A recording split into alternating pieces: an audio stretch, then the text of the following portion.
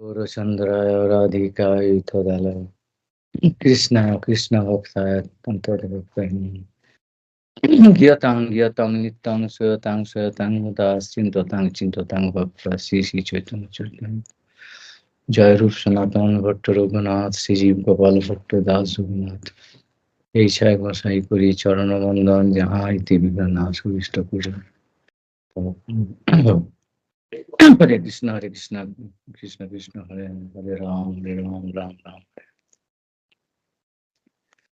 শ্রী শ্রী চৈতন্য চরিতামৃত আদি লীলা এটা চতুর্থ পরিচ্ছেদ। হচ্ছে অটতি যদ্ভবনন কানন তুটির্যুগায়তে তামপস্ততাং কুটিলকুন্তলং শ্রীমুখাঞ্চতে জড় উদীক্ষতাং ত্বক্সকৃদদৃচাং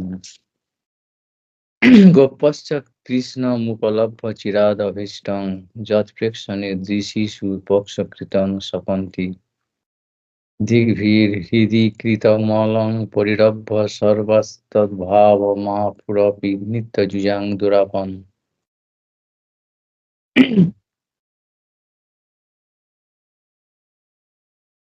শ্রীকৃষ্ণের চৈতন্য মহাপ্রভু হয়ে আসার যে তিনটে প্রধান কারণ, যে নিগুড় কারণ, তার মধ্যে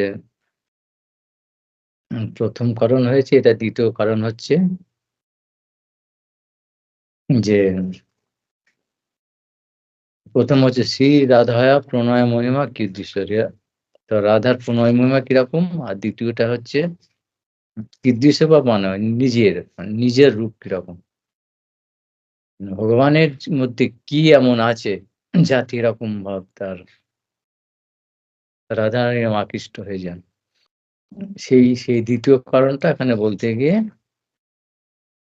বলছেন, এই ভাগবত থেকে প্রথম হচ্ছে রাস পঞ্চাধ্যায় শ্লোক বলেছেন,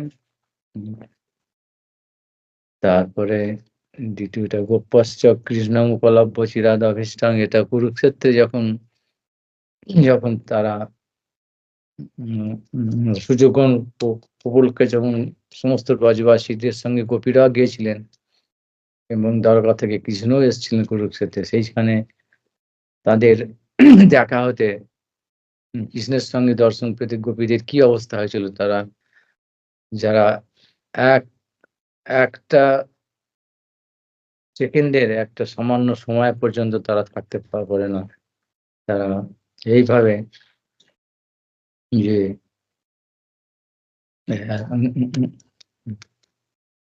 এতদিন পরে এই বিরহের পরে তারা কৃষ্ণকে দেখে তার কিরকম ভাবে তার হৃদয়ের মধ্যে নিচ্ছেন, এটা বললো। কৃষ্ণ অবলোকন বিনা নান্যতে ফল নাহিয়ান, যেই জন কৃষ্ণ দেখে সেই ভাগ্যবান। এই যে চোখ দিয়েছে, এটা হচ্ছে কি না কৃষ্ণের দর্শনের জন্য। এই চোখে কৃষ্ণকে দর্শন করেনি, তার জন্ম বৃথা, এই সৃষ্টিকর্তার সৃষ্টিও বৃথা, আর এই চোখ তো বৃথাই হলো। এই চোখে কি দেখবো? এখানে বলেছে, আর একটা বলেছে এখানে দশম স্কন্ধে 21 অধ্যায় থেকে বলছে, এটা হচ্ছে বেণুগীতের থেকে বলেছেন, যৎসন্নতাং ফলমিদং ন পরং বিদাম সখ্য পোষণনু বিবেশয়তর বয়স্যই বক্ত্রং ব্রজেশ সুতয়রনু বেণুচুষ্টং জৈর্বা নিপীত মনুরক্ত কটাক্ষম মোক্ষম। এখানে এই শ্লোকটা হচ্ছে বেণুগীতের শ্লোক। কৃষ্ণের বেণুর এসব ভাগবতের ব্যাপার। এখন ভাগবতের ব্যাপার এখানে আলোচনা করতে যাচ্ছে না, এসব বিশিষ্ট রসের ব্যাপার। এখানে মূল বক্তব্যটা হচ্ছে যে কৃষ্ণের যে রূপ, তা সেটা যে কিরকম আকর্ষণীয়, সকলই জগতের স্থাবর জঙ্গম চরাচর সমস্ত বিশ্ব ব্রহ্মাণ্ড যারাই দেখে তার রূপ, তারাই এরকম ভাব আশ্চর্য হয়ে যায়। আর কৃষ্ণ স্বয়ং ওরকম হয়ে যান, সেটা বলেছে। এবার আর একটা দিয়েছে এখানে, ওই ওই যখন মথুরা থেকে ছেড়ে যখন কংসকে মারার জন্য যাচ্ছেন, যখন ওই কংসের ওই মল্লদের সঙ্গে লড়াইয়ের জন্য যখন ঢুকছেন সেখানে ওইখানকার মথুরাবাসীরা মথুরার যে ওই যে রমণীগণ তারা কৃষ্ণকে কিরম মন্তব্য করছেন। হ্যাঁ, সত্যি এই এ ব্রজের গোপীরাই ধন্য। তারা কি এমন তপস্যা করেছিল যে তারা সর্বদা সবসময়তে এই কৃষ্ণকে তারা দর্শন করতেন। এরকমভাবে রূপ তার ব্যঞ্জনাটা হচ্ছে যদি আমরা জানতে পারি সেই তপস্যা আমরাও করব এরকম। সেটা বলছেন এখানে ২৪ অধ্যায়ের ১৪ নম্বর। গোপস তপ কিমাচরণ কিমাচরণ যদমুস্বরূপং লাবণ্য সারমসমূর্ধ মনন্য সিদ্ধম দিগ্ভি দিগ্ভি দিগ্বিপ্রিবন্তানুসব্যাভিনবং দুরাপমেকান্তধ্যায়ম যশোর যশোর স্বীয় ঐশ্বরস্য।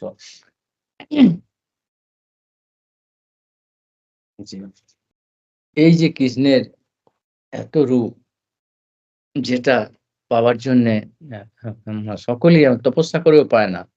এমনকি সতী সাধ্বী তেমনি লক্ষ্মী দেবী তিনিও এই কৃষ্ণের এই অসমর্থ লাবণ্য এমন আকৃষ্ট হয়ে গেছেন সেইটা দেখার জন্য পাওয়ার জন্য তিনিও তপস্যা করছেন, কিন্তু তার সফলকাম হয় নাই। এরকম ভাব কৃষ্ণের ছিল। অসমর্থ মাধুর্যটা বলতে গিয়ে এই সমস্ত গুণ কি বলি এভিডেন্স বলে এগুলো ভাগবত থেকে সেখান থেকে দিয়েছেন। এই শুধু এইটাই ব্যাপার যে কৃষ্ণের অসমর্থ রূপের অতুলনীয় রূপের মাধুর্যের কিরকম আকর্ষণ, এটা সেজন্য এই সমস্ত শ্লোকের ব্যাখ্যাতে এখন যাচ্ছি না। আগে বারো প্রধান হচ্ছে এটা। তাই অপূর্ব মাধুরী কৃষ্ণের অপূর্ব তার বল, যাহার শ্রবণে মন হয় টলম। এর মাধুরী চোখে দেখে আর কি বলবো, তার মাধুর্য গুণে, তার মাধুর্যের কথা, তার কৃষ্ণের রূপের কথা কানে শুনলেও তার আকৃষ্ট হয়ে যায়। তারও আছে উপমা আছে, সেসব এখানে দেয়নি, দিতে গেলে অনেক বড় হয়ে যাবে বলে।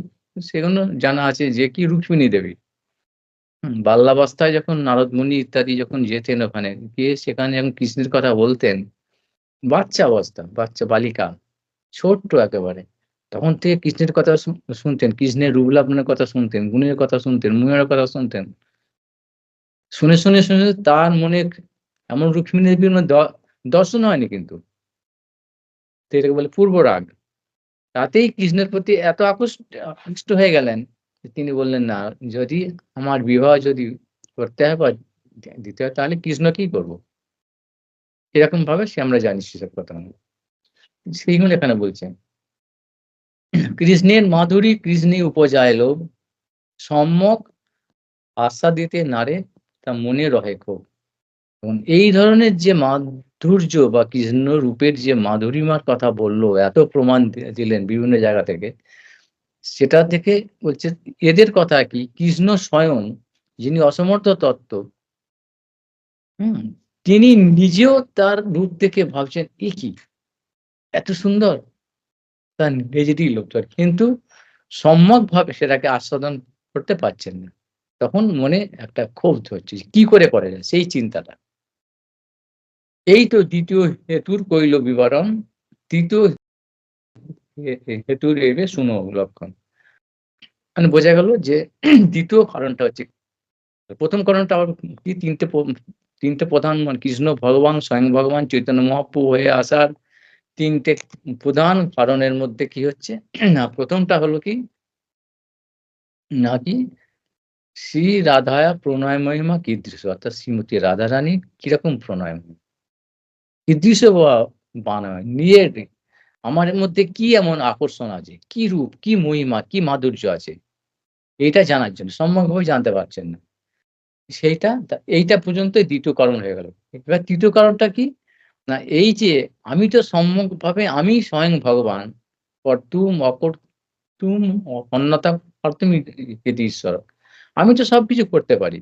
আমার তো অসম্ভব বলে কোনো কথাই নেই। তাহলে সেই আমিও আমার রূপ থেকে এত আকৃষ্ট হচ্ছি কিন্তু সম্যকভাবে আস্বাদন করতে পারছি না। কিন্তু রাধারানী যেভাবে আস্বাদন করছে তাতে তো মানে আশ্চর্য লাগছে। তাহলে সেই আমার এই রূপ বা মাধুর্য সম্যকভাবে আস্বাদন করে রাধারানী কি জাতীয় সুখ পাচ্ছেন সেইটা জানার জন্যে তিনি চিন্তা করছেন। অর্থাৎ এই কৃষ্ণ লীলার পরে অর্থাৎ প্রকট লীলা যখন এখানে কৃষ্ণ দাপরে কৃষ্ণ লীলা হয়ে গেল। তারপরে যখন কৃষ্ণ সপার্ষদ সমস্ত পার্ষদদের পাঠিয়ে দিলেন ব্রজেতে এই মানে অপ্রকট ব্রজে। তারপরে তিনিও গিয়ে সেই সময়টার মধ্যে ডিউরেশন ওই সময়টার মধ্যে তিনি এগুলো ভাবছেন। এবার তার পক্ষে তো অসম্ভব কিছু না। সেইটা ভাবনা করে এবার তিনি এই মহাপ্রভু রূপে এসছেন। এইটা যে তখনই এসেছেন এই সময় এরকম ব্যাপারটা নয়। নিত্যকালই আছে এটা। যাক, এবার হচ্ছে ৩য় হেতুর ৩য় কারণটা বলছেন। তিনি অত্যন্ত নিগূঢ় এই রসের সিদ্ধান্ত, স্বরূপ গোসাই মাত্র জানেন একান্ত। এই যে ৩য় কারণটা অর্থাৎ রাধারানীর প্রণয় মহিমাটা কিরকম? তিনি কি জাতীয় সুখ উম আস্বাদন করেন, অ অনুভব করেন, এটা বলছে একেবারে নিগূঢ়, শুধু গূঢ় নয়, নিগূঢ়, শুধু নিগূঢ় নয়, অত্যন্ত মানে সুপারলেটিভ এর সুপারলেটিভ। গূঢ় মানে তো আমরা গূঢ় মানে খুব রহস্যময়, গূঢ়, গভীর, গম্ভীর। এখানে বললেন নিগূঢ়, নিঃশেষ রূপে গূঢ় মানে এরপরে আর হয় না। তারপরে আবার শুধু নিগূঢ় নয়, অত্যন্ত নিগূঢ়। যার পরে আর হতে পারে না। এরকম বলে দিলেন। একমাত্র এটা কে জানে? না স্বরূপ গোসাই জানে। স্বরূপ, স্বরূপ দামোদর। আর তাহলে যে তুমি কি করে বলছো? তুমি লিখছো কি করে? আমার মনে হয় এগুলো বলেছিলাম এগুলো নাকি? আগে এই পর্যন্ত হয়েছিল নাকি না? যাই হোক একটু অল্প করে হালকা করে বলে যাচ্ছি। যেবা কেহ অন্য জানে সেও তাহা হইতে চৈতন্য গোসাইর তেহ অত্যন্ত মর্ম জাতে। এবার বলছে তাহলে আর যদি কেউ জেনে থাকে তারা ওই স্বরূপ দামোদর কাছ থেকেই জেনেছেন। আরো তো অনেক আছেন তার ঘনিষ্ঠ আছেন মহাপ্রভুর। তারা যেমন রূপ গোস্বামী, সনাতন গোস্বামী, উম জগদানন্দ পন্ডিত, রঘুনাথ দাস গোস্বামী, অনেকেই তো ঘনিষ্ঠ কিন্তু যারা তারা সকলেই জেনেছেন কিন্তু ওই স্বরূপ দামোদরের দ্বারাই। তিনিই ১ম এটাকে প্রকাশ করেন। তা থেকেই এরম্ভ প্রকাশিত হয়ে যায়। তা কবিরাজ গোস্বামী বলছেন যে তিনি লিখছেন যে, "আমি যেগুলো লিখছি এটা আমি কোনো কল্পনা করে মনে কল্পনা করে লিখছি না। এরা অথেন্টিক। একেবারে সম্পূর্ণ নির্ভরযোগ্য এবং বিশ্বাসযোগ্য ব্যক্তিদের কাছ থেকে অথেন্টিক ব্যক্তিদের কাছ থেকে আমি শুনে, জেনে বা দেখে, শুনে, জেনে, দেখে, পড়ে, বুঝে আ আমি লিখছি।" তা কিরকম ভাব? না স্বরূপ স্বরূপ দামোদরের কাছ থেকে না জানলেও রঘুনাথ গোস্বামী থাকতেন তার কাছে সর্বদা সবসময়। তা রঘুনাথ গোস্বামীর কাছ থেকে আমি শুনেছি।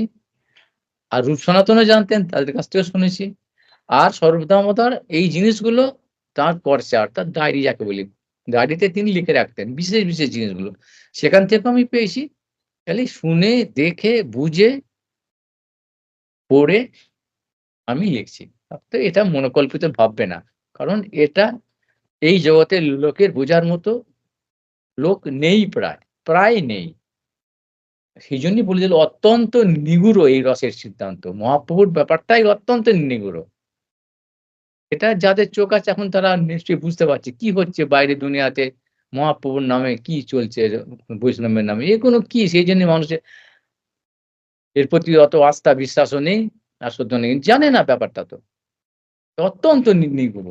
তার মধ্যে আবার এইটা, কি না রাধারানীর যে আস্বাদনের এই ভগবানের মাধুর্য আস্বাদনের যে অনুভবের ফলে কিরকম তার অনুভবটা, সেই ভাবটা। এবার কি বলল? বলতে গিয়ে কি বলছে? গোপীগণের প্রেম অধীরুরা ভাব নাম, বিশুদ্ধ নির্মল প্রেম কভু নহে অব। তা গোপীগণের প্রেম অধীরুরা ভাব নাম, না বিশুদ্ধ নির্মল প্রেম কভু নহে কাম। সাধারণ কথা নয় এটা। একে বলে কৈমুতিক ন্যায়। কৈমুতিক ন্যায় হচ্ছে যে যদি এইটা একজন যদি ১০ কিলোগ্রাম মাল বইতে পারে, তার কাছে ১ কিলোগ্রাম কিছু ব্যাপার নয়। বয়ে দিতে পারে। ঠিক উল্টো দিকেও হয়। ১০ কিলোগ্রাম যে বইতে পারে না, সে আবার ১০০ কিলো মাল কি করে বইবে? এই দুদিক দিয়েই এবার কৈমুতিক ন্যায়। এটা যদি হয় তাহলে ওটা তো কোনো ব্যাপার নেই। এদের মধ্যেই যদি এরকম হয়, হ্যাঁ? মানে এই একটা আবার এরকম বলা যায়, এই একটা স্কুলের ক্লাস ৫ এর ছেলে যদি এরকমভাবে জিনিয়াস হয়, তাহলে ক্লাস 12 এর ছেলেগুলো কিরকম জিনিয়াস সেটা তো সে চিন্তা করতে পারা যাবে না। এরকম এটা কৈমুতিক ন্যায়। এখানে সেইটা বলতে গেলেন, গোপীগণের প্রেম মানে সাধারণ জেনারেল সমস্ত গোপীগণের প্রেম। এবার গোপীগণের মধ্যে শিরোমণি কান্তাসী, শিরোমণি রাধারানী ওটাকে বলছেন না। লক্ষ্য কিন্তু ঐটাই। ওইখানেই যাওয়ার হচ্ছে। ওইখানে যাবার জন্যে একে বলে আবার শাখা শাখা শাখাচন্দ্র ন্যায় বলে একে আবার। মানে একটুখানি থেকে চন্দ্রের একটুখানি দেখে এই এত সুন্দর চাঁদের কিরণটা। সেই জঙ্গলের মধ্যে থেকে একটা কণা। তাহলে এই পূর্ণচন্দ্রটা তাহলে কিরকম হবে? এটা আবার এরকম অনেক কিছু আছে যে যাই হোক অনেক এরকম ন্যায় আছে। তা এইখানে গোপীগণের যে প্রেম সেটা কি দেন বলছেন অধীরূঢ় ভাব। অ অধীরূঢ় ভাবটা কিরকম ভাব? বিশুদ্ধ নির্মল প্রেম কভু নহে কাম।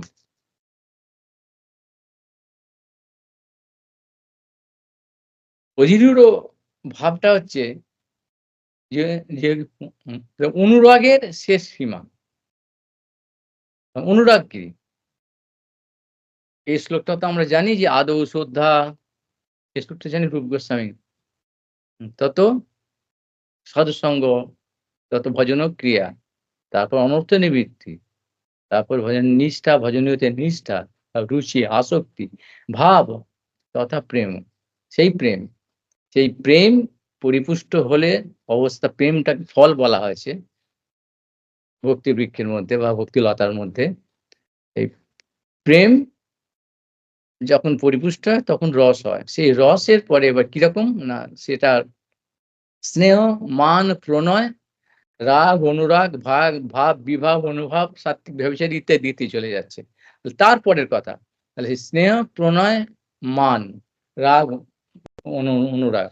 সেই যে অনুরাগ, অনুরাগের স্তর, অনুরাগ যখন শেষ সীমা, তার শেষ সীমার মধ্যে পৌঁছাবে, সেই তার নামটা হচ্ছে মহাভাব। ভাব আরকি মহাভাব। মহাভাবের আবার অধিরূঢ়, রূঢ় অধিরূঢ় আছে ভাবগুলো। সেই রূঢ় হচ্ছে ১ম ভাব, তারপর হচ্ছে অধিরূঢ়। সেটাকে আবার তাকে আবার বলছেন দীপ্ত, উদ্দীপ্ত, সুদীপ্ত। এরকম দীপ্ত মানে আগুনের যেরকম দীপ্ত জ্বলছে। উদ্দীপ্ত আবার সুদীপ্ত। মানে তার আবার যে শিখার যে তেজগুলো এরকম বিচার আছে, ওসব আমাদের এখন এগুলোর অধিকার নেই সম্ভব। যাই হোক, সেটা আবার বলতে এই ভক্তি রাসের মধ্যে সিন্ধুকে একটু দিয়ে কাকে বলে আরকি এটা। এখানে এখানে দিয়েছি। এখানে বলে উদ্দীপ্তা, সাদ্দিকতা, রূঢ় এইসব। বলছে প্রেমৈব গোপরামানাং কাময়িত্ব গমৎপ্রথাম ইত্যুদ্ধবাদয় অপ্যেতং বাঞ্ছাতি ভগবৎপ্রিয়া। ঠিক আছে? এটার প্রমাণ দিচ্ছে এটা। যে গোপীদের সমস্ত গোপীগণের সাধারণ গোপীগণেরই যে এই যে কৃষ্ণের প্রতি যে প্রেমটা কিরকম ভাব? না অধিরূঢ় ভাবের কিরকম? না বিশুদ্ধ নির্মল প্রেম। আর কভু নয় কাম। কখনো এটা কামটা এই জগতের নোংরা। কখনো যেন এইটা মনে না আসে। সেইজন্যই আমি এগুলো ব্যাখ্যাগুলো করতে গেলাম না এগুলো। এগুলো অনর্থ অবস্থাতে অনর্থ নিবৃত্তি হয় না, সাধন ভজনই জানলাম না, সাধুসঙ্গই সঠিকভাবে হলো না। ওসবগুলো বলে আমাদের কি হবে? একদম মাথা দিয়ে আসবে না, অন্যরকম ফল ফল হয়ে যাবে। বিষের মতো ফল হয়ে যাবে। যার জন্য ওই নিয়ে কপচানো উচিত না। শুধু এইটাকেই বলছি কিরকম বিশুদ্ধ নির্মল প্রেম। কিরকম বিশুদ্ধ নির্মল? নির্মল কভু নহে কাম। এখন কাম মানে কাজ কোনো কিছু ক্রিয়া, কার্য কারণ ছাড়া হয়। কারণ, কার্য অঙ্গাঙ্গিভাবে জড়িত। একটার সঙ্গে একটা। কার্য মানে ফল, সেই কার্যটা হয় কারণ। কারণের জন্য কার্য। আবার কোনো কার্য হলে তার কারণ ফলও হবে। এরকম কার্য কারণ, কারণ কার্য এইভাবে চলে। কিন্তু এইখানে কি বলছে যে বিশুদ্ধ, শুধু শুদ্ধ, নির্মল, বিশুদ্ধ নির্মল প্রেম কভু নয় কাম। অর্থাৎ এখানে কোনো হেতু নেই। মানে কার্য-কারণ সম্বন্ধ নেই। এই গোপীদের এই কথাটা এখানে বলছে। যে কৈমুত্রিক ন্যায় বললাম যেটা, যে গোপীদের মধ্যেই, সমস্ত গোপীদের মধ্যে কৃষ্ণের সঙ্গে যে সম্বন্ধ, যে তার মধ্যে কোনো কার্য-কারণ সম্বন্ধ নেই। মানে কোনো হেতু নেই। যে এই কারণে, এই জন্যে, এই পাচ্ছি বলে এ পর্যন্ত বোঝা যেতে পারে আমাদের। সেজন্য বলছি যে আমাদের যেটাকে আমরা কাম বলে ভাবি, কিরকম ভাব? তার তো কারণ আছে, কার্য আছে। তার কারণ আর কার্য আছে, ফল আছে। কারণটা কি? না চোখে দেখলো কোনো একটা স্ত্রী-পুরুষ, তাদের আকর্ষিত হয়ে গেল। সেই স্বাভাবিক যে দেহের ইন্দ্রিয়জ যে একটা বৃত্তি, পাশবিক বৃত্তি, পশু হোক, যাই হোক, যেকোনো ভালো-মন্দ সেটা বলছি না। একটা হয় তো। সেইটা দেখে যে উত্তেজিত অবস্থা হয়, মানে শরীর মনের যে একটা অনিয়ন্ত্রিত অবস্থা হয়ে যায়, সেটা হচ্ছে কাম। মানে সেটাকে ভোগ করার জন্যে, মানে আমি নিজের সুখের জন্য নিজে ভোগ করব। এটা তো কারণ। তার ফল কি? সে ভাবলো যে আমি সুখী হয়েছি, ব্যাস ঠিক আছে। আনন্দ পেয়েছি বা অনুভব করলাম, সুখ পেলাম। তারপরে হয়ে গেল। কারণ শেষ হয়ে গেল, কার্য সে বিকাশ হয়ে গেল শেষ। এরপরে তারপর যেটা হচ্ছে সমস্ত ক্ষেত্রে পশু, পাখি, দেব এই জগতের মধ্যে এটার নাম হচ্ছে কাম। কি? আত্মেন্দ্রিয় প্রীতিবাঞ্ছা। নিজের সুখের জন্য একটা কারণ থাকছে। নিজের সুখটা যেই হয়ে গেল, ব্যাস চলে গেল। আর কিছু থাকে না সেখানে। এই কার্যকারণের সম্পর্কে একটা হেতু আছে। আর গোপীদের প্রেমটা সেইজন্য বলল, বিশুদ্ধ নির্মল। এসব কোনো মল নেই। এইসব যে নিজের জন্যে, সুখের জন্যে, যে একটা অর্থাৎ কারণ, আমার সুখ, আমার দরকার, আমার প্রয়োজন। অর্থাৎ প্রয়োজন মানে কি? আমরা অপূর্ণ। পূর্ণ হতে চাই সবসময়। আমাদের মধ্যে নেই, সেই ক্ষমতাটা নেই। সেজন্যে চাই। সব কাম মানে শুধু ওইটাই শ্রেষ্ঠ, ত্রিপুরুষের সম্পর্কটা শ্রেষ্ঠ কাম বলা হয়েছে। বাকি সবকিছুই টাকা-পয়সা, খাওয়া-দাওয়া, কাপড়-চোপড়, যেকোনো লোককে দেখানো পজিশন, পদ, সবটাই কামের মধ্যে। সবকিছু বাড়ি, ঘরদোর পাওয়া, সমস্ত কিছুই ওই কামের মধ্যে সব। কাম মানে এরম ইচ্ছা, বাসনা। এই কারণটা। এই কারণের জন্যে এইসব কিছু হচ্ছে। আর গোপীদের মধ্যে ওসব কিছুই নেই। এ জিনিসটা বোঝাই সম্ভব নয়। আমাদের এই জগতে, অর্থাৎ এই অনর্থমুক্ত যতক্ষণ না হচ্ছে, অনর্থগ্রস্ত জীবের এই প্রেমটা কি বস্তু বোঝাই সম্ভব না। সেইজন্যে একটা একটা ওই কথা দিয়ে, একটা পয়েন্ট দিয়ে ছেড়ে দিয়েছেন। আর ওই ভক্তি রসামৃত সিন্ধু থেকে এই একটা শুধুমাত্র রেফারেন্স দিয়েছেন। কি? এটাকে প্রতিষ্ঠিত করার জন্য যে কি? যে দেখো, প্রেমৈব গোপরামানাং কাম ইত্যগমৎ প্রবতাম। বলছে গোপীদের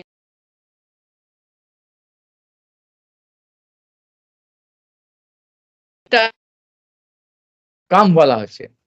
এই কিন্তু তার মানে এটা নয় যে তোমরা, অর্থাৎ আমরা এই জগতের জীব যেটাকে কাম বলে ভাবি, তাদের যেরকম ইন্দ্রিয় চরিতার্থর জন্যে, সেটা কিন্তু নয়। এখন বলতে তুমি তো বলছো সেটা না। তা কেন না? সেইজন্যই এই শ্লোকটা দিল। যে দেখ, যদি এরকমই হতো তোমাদের মতো, আমরা যেটা জানি কাম বলে, অর্থাৎ ইন্দ্রিয় সেবা, ইন্দ্রিয় চরিতার্থের জন্য ইন্দ্রিয় তো তর্পণ হতো, তাহলে কি হতো না উদ্ধবাদী এই সেই ভগবানের ওই গোপীদের যে প্রেমটা বাঞ্ছা করতো না। উদ্ধবাদী মানে উদ্ধব, শিব, ব্রহ্মা, নারদ সকলে, লক্ষ্মী দেবী, সেই একটা শ্লোকই দিয়ে দিলেন ব্যাস। আর কোনো কথা এখানে নাই। দেখো, এনারা কি তাহলে আমাদের মতো? নাকি এনারা বোকা আমাদের চাইতে বোকা, আমরা খুব বুদ্ধিমান? বা এনারাই মিথ্যা কথা বলছেন, আমরা সত্যবাদী। এটা বলে দিলেন এখানে।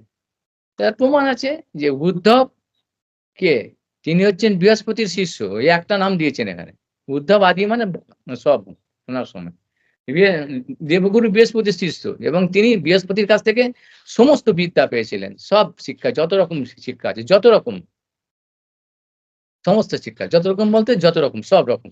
শুধু একটা পাননি, একটা চ্যাপ্টার জানা ছিল না তার। কি না এই প্রেম সম্বন্ধীয়। তা কে তা কি তিনি জানতেন না? না ওইটা তার গুরু বৃহস্পতিও জানতেন না। বৃহস্পতিরও জানা নেই তো এটা। এটা জানা নেই? জানেন না এই ব্যাপারটা কি? সেজন্য বারবার বলছি। এই প্রেম বস্তুটা কি আমাদের জানা অসম্ভব, জানা সম্ভব নয়। কামের মধ্যে থাকে। তা সেইজন্য বৃহস্পতির কাছ থেকেও তিনি এই উদ্ধব তিনি শিখতে পারেননি। সেটা উনার বাকি ছিল। তাই জন্যে ভগবান উদ্ধবকে পাঠালেন। যাও ই ই দেখো ইউনিভার্সিটিতে, গোপীদের ইউনিভার্সিটিতে। একটা ওছিলাতে। সবাই জানে কিন্তু যে উদ্ধব গিয়েছিলেন গোপীদের সান্ত্বনা দিতে। কিন্তু বারবার বলি ভাগবত বা শাস্ত্রের কথা লিটারেল মিনিং অর্থাৎ যে আকরিক অর্থ যে মানেটা সেটা না, তার নিগূঢ় তাৎপর্য আলাদা। এটাই সকলে সাধারণভাবে জানে। কিন্তু প্রকৃত অর্থ তা নয়। তিনি একমাত্র যোগ্য লোক। তিনি যাদবদের মধ্যে শ্রেষ্ঠ। কৃষ্ণের মন্ত্রী, তার বুদ্ধি, বৃত্তি ভগবান বলছেন যে উদ্ধবের বুদ্ধিবৃত্তি আমার চাইতে কোনো অংশে কম না। তার বাচনভঙ্গি, রূপ, চেহারা সবকিছু, চরিত্র, স্বভাব, বুদ্ধি সব দিক দিয়ে। তিনি ছিলেন মন্ত্রী। সকলেই তাকে বিশ্বাস করতেন। তার জন্য পাঠালেন যে, "যাও, তুমি ওখানে যাও।" সান্ত্বনার অছিলাতে। ওদের একটু সান্ত্বনা দিয়ে। তখন উদ্ধবের বুদ্ধি আছে তো তিনি একটুখানি তিনি বুঝলেন। তারও কারণ হচ্ছে কেন পাঠাবার দরকার কি ছিল? সেটাও অনেক ব্যাপার আমি সেজন্য বললাম ভাগবতের কথা একটা শ্লোক ধরতে গেলে অনেক দিকে চলে যেতে হয়। যাক একটু এটা এই সুযোগে বলে দিচ্ছি। যে উদ্ধবকে পাঠালেন তারও কারণটা হচ্ছে এইটা, অন্তর্নিহিত কারণ হচ্ছে এইটা যে এই উদ্ধব এটা হচ্ছে ভগবানের করুণা। করুণায় অবতীর্ণ তিনি যে করুণা, এই কৃষ্ণ করুণা সিন্ধু বলি আমরা দীনবন্ধু জগৎপথে। এই কথাটার জন্য তিনি যে কত বড় করুণা সিন্ধু সেটার জন্য। কেন? না তিনি তিনি যখন এখানে প্রকট হয়েছেন, ব্রজের প্রেম কি বস্তু সেটা তো আর কেউ জানে না। সেটাকে এই মথুরাতে এবং দ্বারকাতে প্রকট করার জন্যে তিনি উদ্ধবকে পাঠালেন। তা উদ্ধবের দ্বারা আর সম্ভব। কেননা উদ্ধব বুদ্ধিমান আর বিশ্বাসযোগ্য। সবাই তাকে বিশ্বাস করে, শ্রদ্ধা করে, ভালোবাসে সবাই। সেজন্য উদ্ধবের কথাটা একটা গুরুত্ব থাকে। সেজন্য সেই উদ্ধব যখন ওই ব্রজ থেকে ফিরে এসে তাদের কথাগুলো এই মথুরাতে উগ্রসেনের আ এরকম মন্ত্রিসভার মধ্যে বলবে, তখন সবাই শুনে তো আশ্চর্য হয়ে যাবে। এরকম ভাব সত্যিই তো। আবার দ্বারকা লীলাতে দ্বারকাতে গিয়েও সেই ব্রজের ব্যাপারটা তিনি একটুখানি যখন প্রকাট করবেন, এটা বৃহৎ ভাগবতের মধ্যে এটা দেয়া আছে। এ যে একটুখানি প্রকাট করলেন, সেটা কারণটা হচ্ছে কি ওই দ্বারকাতে তার ভগবানের যে পার্শ্বদরা আছেন দরকার এবং বসুদেব, উগ্রসেন, দেবকী সবাই তারা বা মহিষীগণ তারাও একটুখানি জানুক, এই অমৃতর একটা কণা পাক যে কি বস্তু তারা জানুক। এটা তাঁর করুণা। তখন সেই জন্য এই উদ্ধব আর নারদ ২ জন ছিলেন। এই ২ জনকে সবাই বিশ্বাস করে, ভালোবাসে। সেজন্য পাঠিয়েছিলেন। এই কারণটা। এসবও জানতে হবে সব। যাক সে উদ্ধব যখন গেলেন, সেখানে গিয়ে তিনি যখন ফিরে এলেন শেষকালে কি বলছেন? "আসামহ চরণরেণু জুষামংসা" অর্থাৎ আমি, আমি তো মানে উদ্ধব কে বলে দেয়া হলো তার বুদ্ধিবৃত্তি কিরকম ভগবানের একদম ঘনিষ্ঠ। তার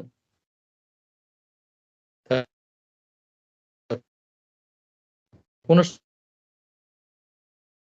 সন্দেহ নেই। এই গোপীদের প্রেম, তার ভালোবাসা যে ভগবানের প্রতি, কৃষ্ণের প্রতি, কি এ তো অকল্পনীয়, অচিন্তনীয়, অচিন্তনীয়, এটা কোনো হেতু নেই। তা এরকম তো কোনোদিন সম্ভব নয়, আমার পক্ষে সম্ভব নয়। এখন কিন্তু কিন্তু আমার লোভ হচ্ছে এই জিনিসটা আমার পেতে, এরকম ভগবানের প্রতি ভালোবাসাটা যেরকম ভাবে অপাহিত, কোনো হেতু নেই, নিরুপাধিক প্রেম কিভাবে সম্ভব? তাহলে কিভাবে সম্ভব? না তখন তিনি ওই প্রার্থনা করছেন যাওয়ার সময়, আমার একটাই প্রার্থনা, একটাই, আর কিছু নেই। যদি কোনো জন্মে এই ব্রজের কোথাও কোনো জায়গায় একটা যদি তৃণগুল্ম কিছু যদি হতে পারি, তাহলে আমার এই একটাই প্রার্থনা, তাহলে আমার জন্ম সার্থক হবে। কেন? না, বলছে ওই ব্রজগোপীদের চরণধূলি যখন যাবে তখন যদি আমার মাথায় পড়ে, তাহলে তুমি এখনই তাহলে চেয়ে না, তুমি এতদিন ছিল, তুমি তো এতদিন ছিল ওখানে, তো ৩ মাস ছিলে, তাহলে চাইতে পারতে। বলছি যদি আমি চাইতাম, যদি আমি বলি যে আমি যদি না পাই, আমি নিজেকে আত্মহত্যা করে আমি মেনে ফেলব, তবুও গোপীরা দেবে না তাদের চরণ, তারা এরকম ভাব, এটা অসম্ভব। তাহলে তুমি এরকম তৃণগুলো বলছো কেন? অন্য কোনো কিছু, গাছপালা, বড় বৃক্ষ বা আর কিছু হোক, কোনো প্রাণী হোক, না তাহলে তো হবে না, গাছপালা হলে তো ওখানে হবে না, অত যাবে না কেন? বলছি তাহলে কি করে হবে, তাহলে পাবে কি করে ওখানে তৃণগুলো বলে? না, গোপীরা যখন এই কৃষ্ণের বাঁশি শুনে, যখন দিক বিদিক জ্ঞান কোনো, তখন তাদের কোনো বাহ্যিক কোনো ভাবনাই থাকবে না, কোথায় যাচ্ছে, কোন দিকে যাচ্ছে। তখন সেই অবস্থাতে তাদের চরণের থেকে রেণু উঠে যদি হাওয়াতে আমি যদি গুল্ম হয়ে থাকি, আমার মাথায় যদি এসে পড়ে, তবে যদি তাদের চরণ, তাদের এই চরণ ধুলিতে যদি কোনোদিন আমার হয়, এই জাতীয় প্রেম, এই জাতীয়, ওদের মতো ওই জাতীয়, ওই পরিমাণও সম্ভব না, ওই জাতীয় যদি প্রেম সম্ভব, এই উদ্ধব বলছেন তার প্রার্থনা, এরকম ভাব, এই এই এই এই ব্যাপার কিন্তু অন্যরকম ভাবে সম্ভব নয়। তাহলে সেই উদ্ধব এরকম ভাবে একজন ব্রিলিয়েন্ট জিনিয়াস, তিনি এই গোপীদের প্রেম প্রার্থনা করতেন। যদি তার মধ্যে বুদ্ধিমান একটু যদি কিছু ভাব কোনো গন্ধ থাকতো, কামের গন্ধ, এই জন্যই এটা বলেছে। হলো এই জিনিসটা। এখন তাহলে গোপী প্রেমটা কিরকম ভাব, আরো অনেক এতে বিচার আছে, একবারে তো হয় না। আমরা এই এই রিসেন্টলি বলছিলাম যে একটু, এটা যে পুরোপুরি আলাদা ব্যাপার। বৈকুণ্ঠ প্রেমেরও, বৈকুণ্ঠও যারা যারা বাসিন্দা, তাদেরও ভগবানের প্রতি প্রেম আছে, ঐশ্বর্য প্রেম, ভগবানের বিলাস, বৈভব বিলাস, নারায়ণ। কিন্তু সেটাকেও বলছে ভাগবতের ২য় শ্লোকে বলছে, এটাও কৈতব, কপটতা। কেন? তারা তো অনেক কিছু করেছে, সাধন ভজন করেছে। ভক্তি অনুশীলন করেছে, ভক্তি আছে সেখানে। সেটা হচ্ছে কি ঐশ্বর্য, কিরকম ভাব? না ওইখানেও কি আছে? না নিজের, আমি ভগবানের সালোক্য, সারূপ্য, সামীপ্য, শাস্ত্রে ভগবানের মতো রূপ, তার মতন ঐশ্বর্য, তার সামনে বাস, ইত্যাদি ইত্যাদি গুলো পাবো, নিজের ব্যাপার আছে। ভগবানের সম্বন্ধে তার কোনো চিন্তা নেই। ভগবান উদ্ধবকে পাঠাবার আগে ব্রজে আরেকজন গিয়েছিল, কক্রু, যে যিনি মথুরা থেকে ওই কংসের দ্বারা প্রেরিত হয়ে কৃষ্ণ বলরামকে আনতে গেছিলেন ব্রজ থেকে। কংসের বিনাশ জন্য আগের বারে বলেছিলাম, ওই একাদশী, বিজয় নাম একাদশীতে এটা বলেছিলাম। সে অক্রুর গিয়ে তিনি যে প্রার্থনা করছেন যে ভক্তের ইচ্ছা ভগবান পূরণ করেন, কি না আমি যাব, প্রণাম করব, এই করব, সে ভগবান আমাকে আমাকে তুলবে, আলিঙ্গন করবেন, মাথায় হাত দেবেন, আমার সমস্ত বিপদ সব সংসার মুক্ত হব, ইত্যাদি ইত্যাদি সমস্ত তার যে ইচ্ছা সবকিছুই পূরণ হয়েছে। কিন্তু তারপরে কি হলো? সেই উদ্ধব এই অক্রু যখন কৃষ্ণ বলরামকে নিয়ে আসছেন, কি হলো?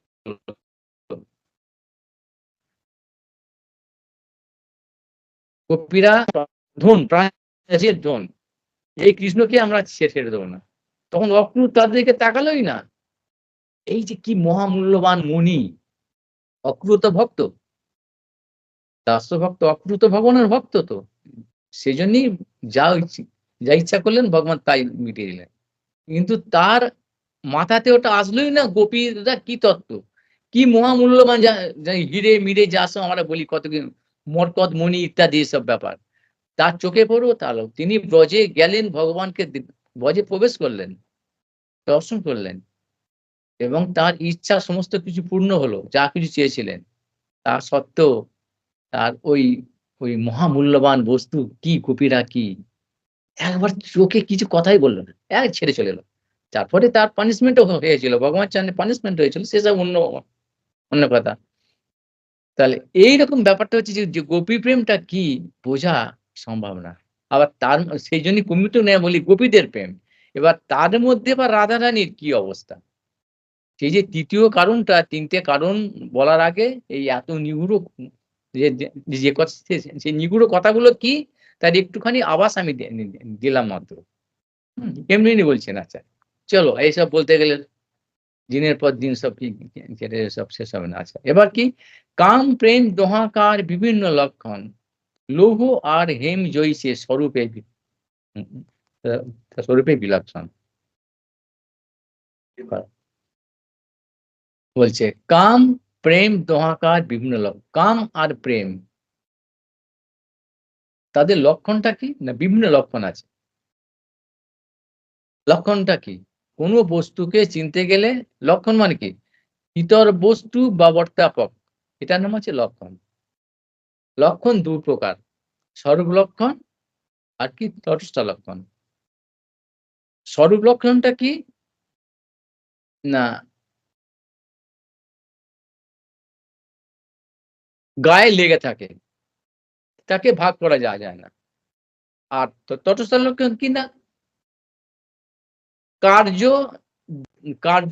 কার্য দ্বারা জ্ঞান, অর্থাৎ তার কার্য দেখে কি হচ্ছে কি করছে এটা থেকে বোঝা যাচ্ছে, বস্তুকে চেনা যাচ্ছে। আর সর্বলক্ষণ হচ্ছে আকৃতি, তার প্রকৃতি, তার কিরকম ভাব। একটা লোকের আকৃতি কিরকম, এত ভালো লম্বা, হাতগুলো এরকম লম্বা, মুখটা এরকম, এটাকে কি পাল্টানো যায় নাকি, এটা পাল্টানো যায় না। আকৃতি প্রকৃতি ইত্যাদি হচ্ছে সর্বলক্ষণ। তাহলে বস্তুকে চেনার জন্যে কি, বস্তু কি ইতর বস্তু ব্যাপারটা, অর্থাৎ এইটা যে এই বস্তু অন্য বস্তু থেকে ইতর বস্তু ব্যাপারটা মানে অন্য বস্তু থেকে তাকে পৃথক করা। এখানে অনেক কিছু জিনিস আছে, বই, কম্পিউটার, খাতা, পেন, পেন্সিল, টাকা পয়সা, মোবাইল, কাপড় চোপড়, অনেক কিছু আছে। কিন্তু ওই বস্তুটাকে আনতে হবে, কারণ ওই বস্তুটার এই লক্ষণ, এটা এটা কিন্তু অন্য বস্তু থেকে একে পার্থক্য করে দিচ্ছে।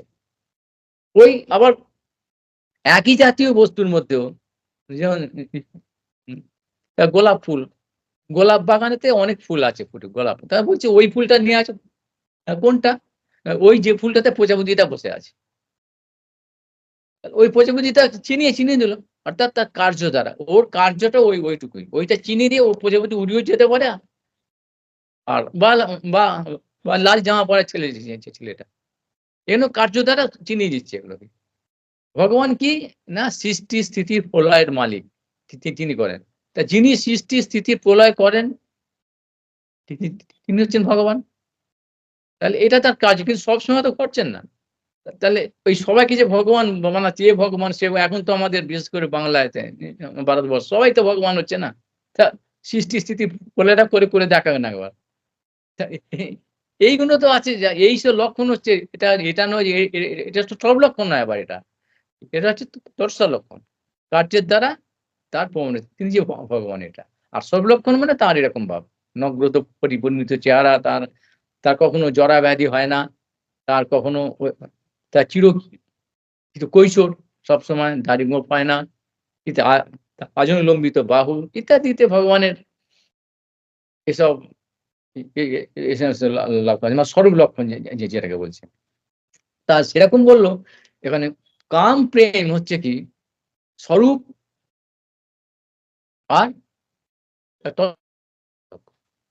চিনিয়ে দেবে।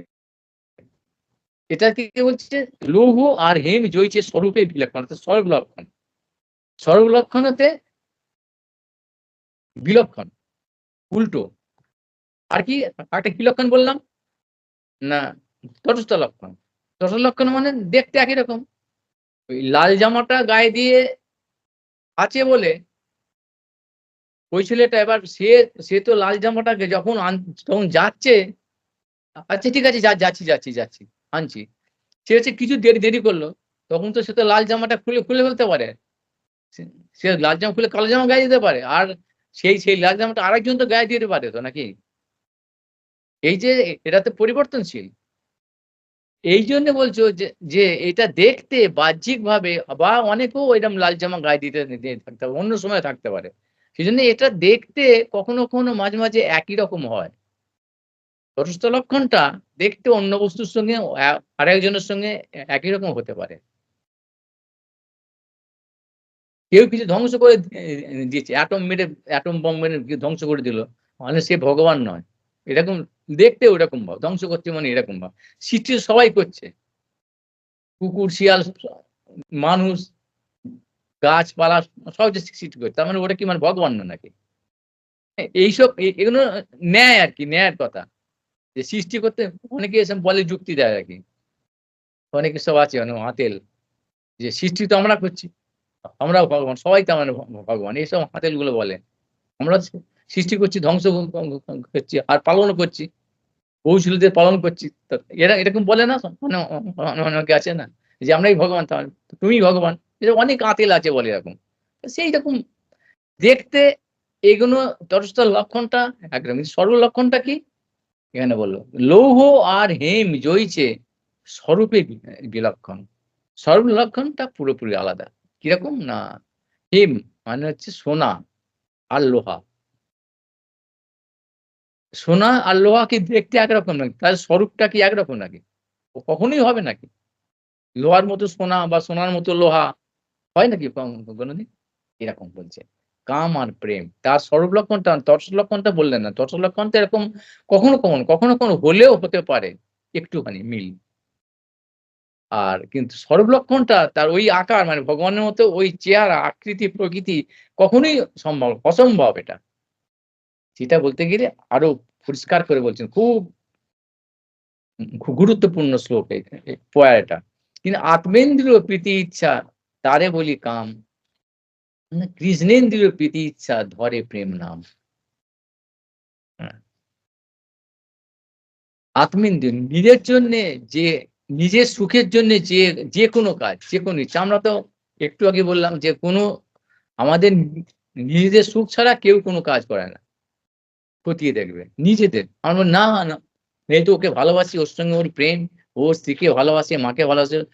ওখানেও আছে ফ্রয়েড অনেক মনোবিজ্ঞানী বলে গেছেন। অনেক সমালোচনা আছে। কিন্তু ওখানেও আছে। তাহলে তার যদি হবে, তুমি কেন আর কাউকে কেন এরকম করছো না? আছে। তার ছেলেদের ভালোবাসছে, অমুককে ইত্যাদি। সে অনেক কাউন্টার করা যাবে। মানে ক্রস করা যাবে তাকে। এটা অসম্ভব। এই জগতে সম্ভব নয় প্রেমটা। এই কথা নয়। সব যে স্নেহ করে বলছে এটা কাম নয়, প্রেম নয়। স্নেহ নয়, এটা হচ্ছে মোহ। আর প্রেম নয়, এটা হচ্ছে কাম। তো এইটা হচ্ছে জেনে নিতে হবে। সে উল্টো জিনিস। কেন এখন আত্মেন্দ্রিয়ের প্রীতিবাঞ্ছা আছে। আর যখনই এই প্রীতিবাঞ্ছাটা কৃষ্ণেন্দ্রিয়র জন্যে, তার জন্য শুধুমাত্র তখনই সেটা হচ্ছে প্রেম। তা কার আছে সেটা? এটা একদম। সেইজন্যই আমি এই একটুখানি অক্ষরের কথাটা বলে বলে দিই একটুখানি। হিন্টস দিয়ে দিলাম। অনেক আছে। যে অক্রূর তিনি তো ভগবানের ভক্ত, তিনিই তো ভক্ত। বৈকুণ্ঠর ভক্ত যারা বৈকুণ্ঠবাসী তারা তো ভক্ত, তারাও তো বৈষ্ণব। অনেক ভজন সাধন করেছিল তারা। কম নাকি তারা? ভগবানের মতো রূপ তাদের, চতুর্ভুজ। কিন্তু সেখানেও কি হচ্ছে? ওই আত্মেন্দ্রিয় একটু আছে, নিজের জন্য একটু আছে। অক্রূর যাচ্ছে ভগবানের কাছে আমি এই দেখা পাবো, এই করব, সেই করব এবং ওইটাকে বলছে সুখদেব গোস্বামী বলছে ওটা জীবের পুরুষার্থ ওটা। সমস্ত জীবেরই মানে দেহধারী জীবের এটা করা উচিত। না ভগবানের জন্য চিন্তা করা হচ্ছে এই চিন্তাটা। কিন্তু ওর সেটাকেও ক্যানসেল করে দিল। কারণ আমাদের পুরুষত্ব বলতে আমরা জানি ধর্ম, অর্থ, কাম, মোক্ষ তো। কিন্তু এগুলো নয়, কিন্তু ওইটা পুরুষত্ব। কৃষ্ণের সম্বন্ধে শুধু চিন্তা করো, ভগবানের সম্বন্ধে, তাহলে সেটা পুরুষত্ব হবে, বাকিগুলো নয়। কারণ সেই অক্রুর সেইটা যে চিন্তা করেছিল ভগবানের জন্য পেয়েছিল, সেটাকেও ক্যান্সেল করে দিল। কেন? সে তো নিজের জন্য ভাবছে শুধুমাত্র, ভগবান আমাকে এই করে সেই করে, তার সুখের কথা ভাবেনি। যে হনুমান যেরকম কত তার নিষ্ঠা, জানা আছে তো হনুমান, কিন্তু সেটা কি দাস্য প্রেম, অক্রুরের দাস্য প্রেম, এটাও প্রেম। কিন্তু ভগবানের যে রামচন্দ্রের মনোভাবটা কি, কি চাচ্ছেন, সেটা হনুমানের সেখানে অধিকার নেই। তিনি ওটা চিন্তাই করেন না, যেটা সংকুচিত হয়ে যান সেই অক্রুরও তাই। যার জন্য এই প্রেম, এটাও প্রেম। এটার সঙ্গে তুলনা হয়, আদৌ তুলনা হয়। এটা একটা দেয়ালেরই এই পিঠ আর ও পিঠের। ব্রজপ্রেমটা এটা শুধুমাত্র, এবং বৈকুণ্ঠে বললাম, এটা তো বৈকুণ্ঠ অধিবাসী। বৈকুণ্ঠে এবং যে হনুমানের কথাটা কেন কেন কেন বললাম, বৈকুণ্ঠের উপরে হচ্ছে অযোধ্যা, সেখানেও নেই, তারা বুঝবেও না। তারপরে কি না, দ্বারকা মথুরা।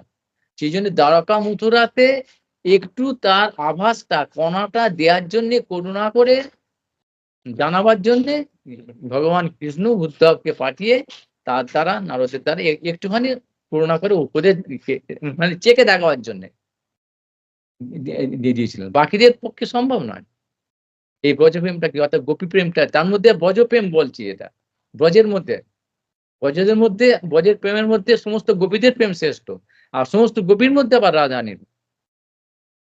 সেটা কিরকম, কত বড় বিশুদ্ধ নির্মল, যার জন্যে সেইটা দেখে এই স্বয়ং ভগবান পর্যন্ত লোলুপিত হয়েছেন, এবং তিনি সেই রাধারানীর ভাব গ্রহণ করেছেন, করে মহাপ্রভু হয়েছেন। সেই জন্য মহাপ্রভু তত্ত্বটা কি নিগুড় বোঝা যাচ্ছে। ওই মহাপ্রভু এরকম ধেই ধেই করে নাচলেই যেমনি মহাপ্রভু জেনে গেল, আর কিছু একটা বললে হরি বল বললে, এরকম নয়। সেটার জন্যই এগুলো বেশি করে, আর বেশি করে অনেক বলতে, সেখানে কিন্তু বলতে গেলে মানুষ এইসব বোঝার মতো লোক নেই, শোনার মতো লোক নেই। এসব লোকের শুনবে না, কান্নাকাটি করে নেচে গিয়ে ওইসব ওই কীর্তন করে, সে পালা কীর্তন করলে কেঁদে কেঁদে বাজনা বাজিয়ে বহু লোক শুনবে। এগুলো শোনার দরকারও নেই। ভাববেন এসব শোনার লোক তো নেই। যত উপরের কথা, তত সেখানে তত সেখানে নিঃসঙ্গতা। এই জগতেও তাই। যত উপরে উঠবে তত নিঃসঙ্গ হবে। গাইয়ে বাজিয়ে বিজ্ঞানী সবাই যত উপরে, যত কোয়ালিটি যত বাড়বে, তত তারা নিঃসঙ্গ। তাদের লেভেল লোক পাবে না তো। নেই, নিঃসঙ্গ। সেইজন্য এইসব কথা শোনার লোক নেই। এটাই স্বাভাবিক। দুঃখ করার নেই কিছু। এটা জেনে নিতে হবে। তবুও বলতে হয়, একটু বলছি। নাহলে বিলুপ্ত হয়ে যাবে আস্তে, আস্তে। এই চৈতন্য চরিতামৃত এত সোজা জিনিস না। সমস্ত শাস্ত্রের নিগুড়। এই শুধু এই আগের দুটো বলেছিলাম যে, যেটা নিয়ে হচ্ছে এত কিছু। ওই প্রেম রস নির্যাস প্রীতি আস্বাদন, রাগ মার্গ ভক্তি লোকে প্রীতি উপচারণ, রসিক শেখর কৃষ্ণ পরম করুণ, এই ২ হেতু হইতে ইচ্ছার উদ্গম। সেটাই কিন্তু হচ্ছে। সেই ইচ্ছা, তার হেতু তিনি কি করতে তিনি এখানে এলেন? ভগবান কি করতে তিনি, কেন মহাপ্রভু হয়ে এলেন, সেইটা। সেটা বলতে কি, ওই দুটো, আবার এই পরেরটাও একবারে দারুণ। আত্মেন্দ্রিয় প্রীতিবাঞ্ছা তারে বলি কাম, কৃষ্ণেন্দ্রিয় প্রীতি ইচ্ছা ধরে প্রেম নাম। ব্যাস। এই জন্যই এত কথা আগেতে বললাম। আমার বক্তব্য তো, আমার ডিকশন, বাচনভঙ্গি নেই, কিছু নেই, কিছুই ভালো নয়। কিন্তু আমি তো ওই বাংলা ভাষা বা বক্তব্য রাখছি না, বক্তা নই। ভগবানের কথা বলছি। বলার চেষ্টা করছি। কি সুন্দরভাবেই হোক বা অসুন্দরভাবেই হোক, সে সেটা অসুন্দর কোনো ব্যাপার না। কিন্তু এই কথাটা হচ্ছে সুন্দর। ভগবানের কথা, সেটা শুনে, সেটা যারা শুনতে চায় তারা শুনবে। আর যারা বক্তব্য শুনতে চায়, ভালো করে বলছে, কি সুন্দর ভাষণ দিচ্ছে, তারা সিনেমার ওইসব সিরিয়াল-ফিরিয়াল দেখবে, কত সুন্দর করে কথা বলে। অন্য কথা। এখানে ভগবানের কথা ওরকম কিছু না। মহাপ্রভু সেইজন্য দক্ষিণ ভারতে গিয়ে যখন সেই একজন ব্রাহ্মণ সে গীতা পাঠ করছিলেন না, ভুলভাল বলে, "তোমার গীতা পাঠ সার্থক।" এই কথাটা, এই ভাবনাটা আছে কিন্তু। যাই হোক, এটা কিরকম ব্যাপার না? কামের তাৎপর্য নিজ সম্ভোগ কেবল। কৃষ্ণ সুখ তাৎপর্য হয় প্রেম তো প্রবল। ওই কথাটারই এখানে বিশ্লেষণ প্রয়োগ করে দিলেন। ওইটা আত্মেন্দ্রিয় প্রীতি ইচ্ছা তারে বলি কাম, আর কৃষ্ণেন্দ্রিয় প্রীতি ইচ্ছা ধরে প্রেম না। এটা কি এই ব্যাখ্যাটা এটা। কামের তাৎপর্য নিজ সম্ভোগ কেবল, কৃষ্ণ সুখ তাৎপর্য হয় প্রেম তো প্রবল। কাম মানে সেখানে যে কোনো ভাবেও, এখানেও তো গ্রেডেশন আছে, মানে গ্রাফিক্যাল পয়েন্ট আছে তো প্রত্যেকটা জিনিসেরই। কাম বললো না, আমার অনেকে আমাদের কাম নেই, ওর কাম হতে ওরা ওরা অমুক বলতে পারে। এরা এরা না আমাদের ওরকম বলবে। কিন্তু কামের যে ফর্মুলা, যে তত্ত্বটা, ডেফিনিশনটা, সূত্রটা, সেটাই এখানে বলছেন। কামের তাৎপর্য কি নিজ সম্ভব কেবল, সেখানে নিজ সুখ বাসনা আছেই আছে। তুমি দেখতে পাও, বুঝতে পাও বা না পাও। কারণ আমাদের ইন্দ্রিয় কি ছলনাপট, মানে ইন্দ্রিয় অপটুততা আছে তো। এই বলছে এই সারাক্ষণ হাত-ফাত ধুয়ে ধুয়ে সাবান দিয়ে খাবে, নাহলে অনেক কিছু সব ব্যাকটেরিয়া ইত্যাদি চলে যাবে, ক্ষতি হবে।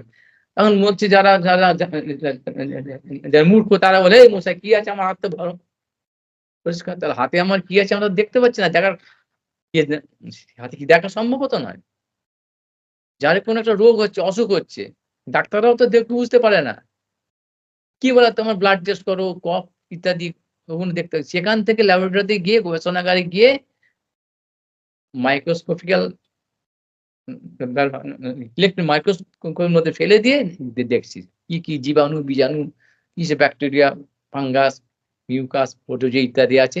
দেখে সেই মতো গুলো তা তাদের মারার জন্য চেষ্টা করছি। তাহলে আমাদের ইন্দ্রিয় অপটুতাটা দেখতে পান, তাহলে এটা কি করে দেখব? এগুলো স্থূল বস্তু এগুলো তো। একটা অস্থূল, সূক্ষ্ম আছে। সেজন্য আমাদের ১০ টা ইন্দ্রিয় আছে। ৫ টা জ্ঞানেন্দ্রিয়, ৫ টা কর্মেন্দ্রিয়। কর্মেন্দ্রিয় দ্বারা স্থূল বস্তুগুলো আমরা অনুভব করতে পারি। আর জ্ঞানেন্দ্রিয় দ্বারা এই সূক্ষ্ম বস্তুকে অনুভব। তার মধ্যে প্রধান হচ্ছে মন। তা এই যে জ্ঞানেন্দ্রিয় সেটাও তো আমাদের এরকম অপরিপক্ক, পরিণত নয়। তো এই যে ব্যাপারগুলো আমাদের মধ্যে কতটা কাম আছে না প্রেম আছে, কি আছে আমরা কি করে বুঝবো? বোঝা সম্ভব নয়। সেই ল্যাবরেটরিতে গিয়ে যদি এরকম ভাবে এক্সপেরিমেন্ট করা হয়, যেরকম কি কি ভাইরাস, কি ফাঙ্গাস, কি ব্যাকটেরিয়া ওরা দেখে বলে দেয়। সেখানে সে যদি সম্ভব হয় তাহলে সেটা বলে যাবে। তাহলে আমরা কি করে বুঝতে পারবো? আমরা তো বলব হাতে মোছায় কি আছে? ভালোই তো আছে, খাই। তো অসুখটা হলে টাইফয়েডটা হলো কি করে? হলো মানে তো কিছু একটা হয়েছে তো। তা আমরা দেখতে পাই না। তা সে এগুলো কি করে বুঝবো আমরা? যে আমার মধ্যে কাম আছে কি না আছে? আমরা তো বলে দিলাম, "ধুর মশাই কামটা ওসব কি? এসব ভালো মন্দ" ইত্যাদি বলে দিচ্ছি। তা সেজন্যই বলে দিল যে কামের তাৎপর্য হচ্ছে একটা কি, এটা নিজ সম্ভোগ কেবল। এবার সেই পাশবিক কাম আছে, আর দেবতাদের বলছে যে রোমান্টিক প্রেম আমাদের, রোমান্টিক নৈসর্গিক প্রেম। এসব বড় কথা বলে না? হ্যাঁ? এ এ সেসব বড় কাব্যিক ভাষা, এসব এ এ এ এ এ সে সে সেটাও তো এই জগতের, মানে ম্যাটেরিয়াল অর্থাৎ এই জগতের কথা। তার মধ্যে পরিসীমা আছে। কল্পনাও কোন রকম নিত্য সত্যতা নেই। তাৎকালিক সবই। ওই সেগুলো গ্রহণযোগ্য নয়, অথেন্টিক নয়। সিনে আমাদের মধ্যে সবার মধ্যে বলল, কামের তাৎপর্য নিজ সম্ভোগ কেবল। সকলেই দেহধারী জীব যারা আছে তাদের মধ্যে কি ওই যেটা আছে সেটা কাম। তার পয়েন্ট মানে সেন্টার হচ্ছে, কেন্দ্রবিন্দুটা হচ্ছে কাম। যা কিছু করছে চারদিকে তারা ঘুরছে। কারোর পরিধিটা ছোট, কারোর হচ্ছে বড়। পশুদের বড় সমস্তটাই কাম, যারা তারা জানে না। সবটাই কাম। এবার পাশবিক মতো যারা মানুষ, দ্বিপদ পশু যারা, তারাও ওরকম যা কিছু করছে সবটাই কাম। এটা প্রমাণিত। এবার যারা দ্বিপদ পশু নয়, মনুষ্যত্ব আছে, দেবত্ব আছে, তার মধ্যে মনুষ্য দেবতা আরো উন্নত। সাত্ত্বিক গুণ সম্পন্ন। তাদের মধ্যে ওটা দেখাই যায় না, প্রায় নেই। কিন্তু ওরকম ভাবেতে ওই সূক্ষ্ম অবস্থাতে বা পরোক্ষভাবে বা অকর্মণ্য অবস্থাতে আছে, সেটা থাকবেই। হলো এখানে সেটাই বলল। কামের তাৎপর্য তার নিজের সম্ভোগ সুখ কেবল। কারণ আমরা তো তাহলে বাঁচতে পারবো না। আমরা যে খাচ্ছি যাচ্ছি কি আমার জন্য তো। আমাদের শরীরটাকে রাখার জন্য। নাহলে তো আমরা বাঁচবো না। তাহলে ওই ব্যাপারটা আমাদের মাথাতে আসবে না। ওটা এই ওয়াল দেয়া আছে। দেয়ালের এপারে আর ব্রজপ্রেমটা ওপারে এবং সেইজন্য বৈকুণ্ঠর ওপারে অযোধ্যা তারও ওপরে। দ্বারকা মথুরাতেও এটা নেই। ভগবান একটুখানি জানেন। উদ্ধব দ্বারকা মথুরার মধ্যে যাদবগণের মধ্যে শ্রেষ্ঠ সব দিক দিয়ে। তিনি বুঝতে পারছেন না। তিনি সেই পাঠশালাতে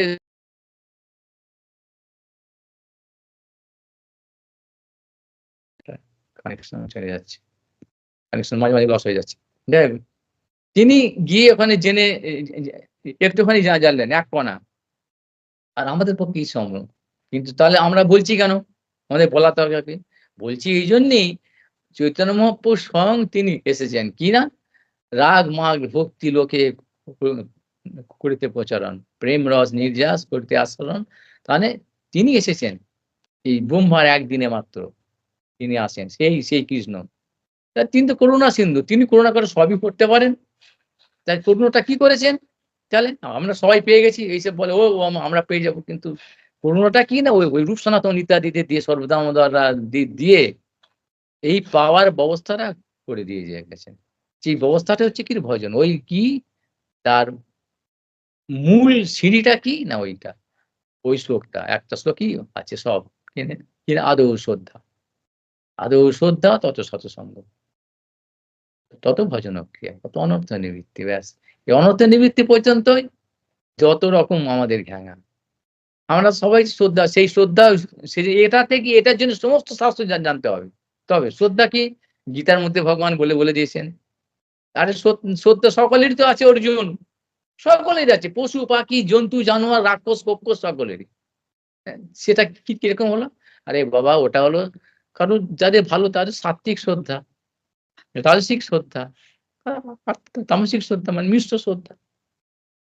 আর তাহলে তোমার শ্রদ্ধা তাহলে ওই শ্রদ্ধা তো না ওই শ্রদ্ধা দিয়ে আমাকে পাওয়া যাবে না। ওটা আমি কিরকম না? এটা সব গুণের তো। এই শ্রদ্ধা গুণজাত। আর আমি তো হচ্ছি নির্গুণ বাবা। এই গুণ দিয়ে তো নির্গুণকে ছোঁয়া যাবে না। সেজন্য বললে এর ব্রজপ্রেমটা ওইখানকার। তাহলে কি করে? ১ম থেকে শ্রদ্ধাটাকেই তোমাকে ঠিক করতে হবে। তা কি করে হয় বাবা? সাধুসঙ্গ, সাধুসঙ্গ, সাধুসঙ্গ করো। তা আমরা তো সাধুসঙ্গ করছি। এই তো এত সাধু করে তোমার সৎসঙ্গ হয়েছে তো? সবাই বলছে এখানে। হ্যাঁ, সাধুসঙ্গ হয়েছে। কিরাম সাধু? এরকম। এই ডুস্টার্ব করো আমরা দেখছি সে বলে আর কি হবে? কি এসব এসব সাধুর কথা বলেনি বাবা। ওই সাধু ওরকম। ওই গুণীভূত সাধু। তাদের লক্ষ্য ওই কাম, ওই নিজ সম্ভোগ। নিজের কত হলো কি ওই গোছানা। ওতে হবে না বাবা। ওই সাধু তাহলে কিরকম হবে? না আমার যে ভক্ত, কিরাম ভক্ত না ওই। এবং অক্রূর জাতীয় ভক্ত অর্থাৎ বৈকুণ্ঠ সেইজন্যই ওই অক্রূর কথাটা বলে দিলাম একটুখানি। সে এগুলো বুঝতে গেলেও বুদ্ধি লাগে। সেদিন সবার ভালো লাগে না, শোনে না এগুলো। বলে গেলাম সব শুনে নিল, হ্যাঁ বুঝে নিল এরকম ব্যাপারটা তো নয় এটাও। আর শব্দ এই ভাষা দিয়ে বলা সম্ভব না। ভগবত তত্ত্বকে এই ভাষা দিয়ে তো বাঁধা জানের বাবা। ভাষার মারপ্যাঁচ দিয়ে হয় না। পুরোপুরি অনুভবের জিনিস। সেই যতটা সম্ভব এই ভাষার মধ্যে তো জড়ীয় মল আছে। জড়ীয় শব্দ আছে, জড়ীয় এই বাতাসের মাধ্যমে যদি যাচ্ছে, শ্রবণ দিয়ে যাচ্ছে, ইন্দ্রিয় দিয়ে যাচ্ছে, মুখ দিয়ে বলছি এটা তো জড়ীয় তো। যার ফলে জড়ীয় আর ভগবান তো একদম জড়ীয় ব্যাপার। এই এগুলো পড়ে শুধু পড়ে রিডিং পড়ে বেরিয়ে যাওয়া হলো আর বলে গেলাম শুনলাম সেই এ তো হবে না।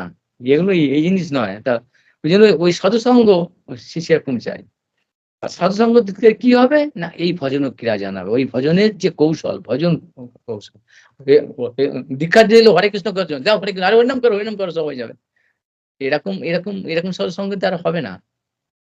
এই সাধুসঙ্গেতে হরিনাম করে শুধু এসব মুখে বুঝতে দিয়ে হবে না। ওই হরিনামটা কি করে করতে হবে? ওই হরিনাম তো করতেই হবে। কি করে করতে হবে সেটার জন্য এই সমস্ত শাস্ত্রকে জানতে হবে। এই গীতার একটা উদাহরণ দিয়ে দিলাম। যে কোন রকম কিরকম শ্রদ্ধা হলে তবে হরিনাম হবে। কি শ্রদ্ধাযুক্ত ভাবে হবে। শ্রদ্ধা সকলেরই তো আছে।